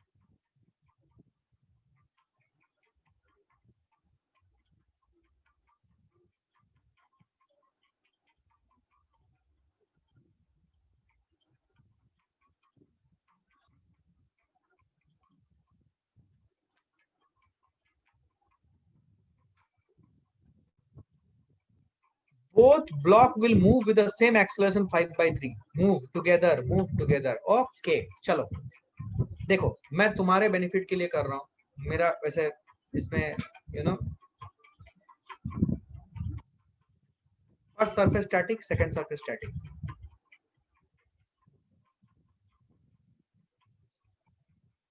यहाँ पे अवेलेबल है 150 और रिक्वायर्ड है 200। तो ऑब्वियसली ये चलेगा। मतलब एक्चुअल सिचुएशन जो यहाँ पे हो रही है वो ये हो रही है कि यहाँ पे ये फेल हो जाएगा। तो हम केस 2 पे जाएंगे। मैं बार बार कर रहा हूँ ताकि आपके दिमाग में सेट हो जाए। केस 2 में क्या लेंगे? जहां पे फेल हुआ वहां पे काइनेटिक करेंगे। लॉजिक समझ। तो इसका मतलब ये हुआ कि ये जो 10 केजी का ब्लॉक और ये 20 केजी का ब्लॉक है, सब लोग ध्यान से देखेंगे। 10 केजी का ब्लॉक और ये 20 केजी का ब्लॉक, ये ग्राउंड। सुना, देख मैं कुछ कर रहा हूँ। ग्राउंड की एक्सेलरेशन तो चेंज होने से रही, ये 0 है। इसकी एक्सेलरेशन मान, सुनना ध्यान से, इसकी एक्सेलरेशन मान a, तो इसकी भी a। क्यों? क्योंकि मैंने स्टैटिक माना है, मैंने स्टैटिक माना है, इसलिए मैं एक्सेलरेशन मान रहा हूँ। अभी स्टैटिक है या नहीं है वो पता नहीं, अभी सॉल्व करेंगे तो निकलेगा। लेकिन बिकॉज मैंने स्टैटिक माना है 1 में, तो मैंने एक्सेलरेशन दोनों का a माना है। a मानते हुए सॉल्व करूंगा, फिर आंसर लाऊंगा और फिर डिसाइड करूंगा कि जो आया है उसको उतना ए देने के लिए एफएस रिक्वायर्ड क्या वो अवेलेबल से कम है या ज्यादा है। क्या लॉजिक समझ में आया? बस खत्म, इतना ही करना है। और ये सब ओरली होता है, बिकॉज मैं डायग्राम बना रहा हूँ, मुझे आपको समझाना है इसलिए टाइम लग रहा है, अदरवाइज ये सब ओरली होगा, ठीक है। स्टैटिक काइनेटिक, अब बता इसके ऊपर सुन ध्यान से, इसके ऊपर एफएस लगेगा इधर, इसके ऊपर एफएस लगेगा इधर, इसके ऊपर इधर लगेगा काइनेटिक विच इज एफ के, इधर लग रहा है कितना फोर्स 200 न्यूटन। क्या चमका है एवरीवन? अब ध्यान से सुनो, अब ध्यान से सुनो, 10 केजी ब्लॉक का इक्वेशन ऑफ मोशन लिख, 10 केजी ब्लॉक का इक्वेशन ऑफ मोशन हो जाएगा FS is equal to 10 into a, clear है। और 20 केजी ब्लॉक का क्या हो जाएगा, 20 केजी ब्लॉक का होगा 200 माइनस एफएस माइनस एफ के कितना हो जाएगा 300 into 0.5 which is 150 is equal to 220 into a। क्या क्लैरिटी है? सॉल्व करेंगे कितना आ रहा है, सॉल्व करेंगे तो ये आ रहा है 50 इज इक्वल टू 30 a की वैल्यू आ रही है 5/3 मीटर पर सेकंड स्क्वायर। क्या इससे हम खुश हो जाएंगे? नहीं, इससे हम खुश नहीं होंगे। अभी हमें चेक करना है कि इतना एक्सेलरेशन लाने के लिए एफएस रिक्वायर्ड कितना है। एफएस रिक्वायर्ड है 10 into 5/3 which is 50/3 which is 16.66। अच्छा यहाँ पे एफएस रिक्वायर्ड कितना था 10 into 1 3.33 था देगा एफएस। अब ये 3.33 से 5 गुना हो गया 16.66 ऑलमोस्ट। समझना इस बात को, बहुत गहरी बात बता रहा हूँ। तो एफएस रिक्वायर्ड है 16.66 आ गया। अच्छा अब मुझे यहाँ पे देखना है एफएस अवेलेबल। यहाँ पे एफएस अवेलेबल था 50 न्यूटन। क्या FS required less than FS available है? Yes sir. इसका मतलब जितना चाहिए उतना मिल जाएगा और जो हमारा assumption था वो सही है। मतलब अब ये 10 केजी और 20 केजी का ब्लॉक का एक्सेलरेशन होगा 5/3 मीटर पर सेकंड स्क्वायर, दोनों चलेंगे और दोनों का एक्सेलरेशन होगा 5/3 metre per second square. 20 KG और ग्राउंड के बीच में फ्रिक्शन फोर्स आएगा 150 न्यूटन। 10 केजी और 20 केजी के बीच में फ्रिक्शन फोर्स आएगा 10 into 5/3 that is 50/3 which is 16.66 Newton. ठीक है, तो 10 केजी और 20 केजी के बीच में 16.66 न्यूटन, 20 केजी और ग्राउंड के बीच में कितना आएगा 150 न्यूटन। क्या मेरी बात समझ में आई है? क्या मेरी बात समझ में आई है? Everyone is okay with this? कोई दिक्कत कोई कंफ्यूजन नहीं है? सबको समझ में आया है? गुड। तो ये सिचुएशन चलेगा। अच्छा यहाँ पे मुझे आपको एक बात समझानी है। मुझे क्या समझानी है? सुनो, जैसे जैसे मैं ये फोर्स जो लग रहा है बॉडी के ऊपर 200 से 400 करूंगा, 500 करूंगा, क्या आपको लगता है कि जैसे जैसे मैं इसे बढ़ाऊंगा जो एफएस रिक्वायर्ड है वो बढ़ता जाएगा? क्या ऐसा हो सकता है कि एक ऐसा वैल्यू ऑफ एफ आए जहां पे जो एफएस रिक्वायर्ड आ रही है वो एक्सेलरेशन देने के लिए वो एफएस अवेलेबल से ज्यादा हो जाए? क्योंकि जब मैं फोर्स चेंज कर रहा हूं तो मेरी एफएस रिक्वायर्ड की वैल्यू बढ़ रही है। देख यहाँ पे एफएस रिक्वायर्ड थी 3.33। क्या चमक रहा है यार? क्या रेस्पॉन्ड नहीं कर रहे तुम लोग? क्या मेरी बात समझ में आ रही है? क्या यहाँ पे एफएस अवेलेबल थी 3.3, सॉरी एफएस रिक्वायर्ड थी 3.33, लेकिन जब मैंने इसको 160 से 200 कर दिया तो एफएस रिक्वायर्ड आ गई 16.66। Oh my God, oh my God. क्या क्लैरिटी है ये? इसका मतलब जैसे जैसे मैं ये 200 न्यूटन से 250 करूं, 300 करूं, क्या एफएस रिक्वायर्ड की वैल्यू बढ़ती जाएगी, बढ़ती जाएगी, बढ़ती जाएगी? लेकिन ऐसा तो नहीं है कि एफएस रिक्वायर्ड की वैल्यू हमेशा एफएस अवेलेबल से ज्यादा कम रहेगी। बढ़ते बढ़ते हो सकता है कि वो एफएस अवेलेबल से ज्यादा हो जाए। और जब ये होगा, क्या आपको लगता है उस कंडीशन में जो मेरी एफएस रिक्वायर्ड आएगी वो एफएस अवेलेबल से ज्यादा होने के कारण क्या हमारी जो एक्सेलरेशन आई रहेगी क्या वो फेल हो जाएगी? और वो फेल होगी जब, क्या तब हम केस 3 पे जाएंगे विच इज दोनों सरफेस पे काइनेटिक बनेंगे। मतलब 1 पे भी काइनेटिक और 2 पे भी काइनेटिक, क्योंकि अब एफएस रिक्वायर्ड जो है वो एफएस अवेलेबल से ज्यादा हो गया है। क्या चमका है? क्या दिमाग में गया या ऊपर से निकल गया? इसीलिए मैंने आपको स्टेप बाय स्टेप कराया। I have never jumped into it, because मुझे पता है मैं जंप कर दूंगा, तुम 5 मिनट बाद तुम घूम के वापस आ जाओगे कि सर समझ नहीं आया। क्या मेरी बात समझ में आई है? पक्का 100%। अब तुम क्या करोगे? सुनो, तुम दूसरा केस अभी मत देखना, दूसरा केस मैं कल करा दूंगा, 2-3 केसेस जो और हैं वो कल करा दूंगा मैं। तुम्हें क्या करना है? सुनो, ये 200 न्यूटन को बढ़ाते चलो, बढ़ाते चलो, बढ़ाते चलो। तुम्हें मुझे बताना है कि कौन सा ऐसा वैल्यू ऑफ फोर्स है जिसपे ये दोनों सेपरेट सेपरेट चलने लगेंगे। कौन सा ये वैल्यू ऑफ फोर्स है जिसपे ये दोनों सेपरेट सेपरेट चलने लगेंगे? क्या समझ में आया? मैं लिख देता हूं, क्वेश्चन आपके सामने है। Find the value of force F applied on lower block such that both blocks move separately. both blocks move separately, ये आपको करना है और इसके अंदर जितना रिसर्च कर सकते हो एक ही बार करो, फिजिक्स पढ़ने का तरीका बता रहा हूँ, ठीक है। मोर देन 300 यूनिट, विनय मुझे वो वैल्यू चाहिए एग्जैक्ट, ठीक है। तूने निकाल लिया तो कोई बात नहीं, ठीक है। अब इसको सॉल्व करना, time is already up, so I will stop here today. Thank you very much guys, I hope you learned a lot from today's session. Thank you very much.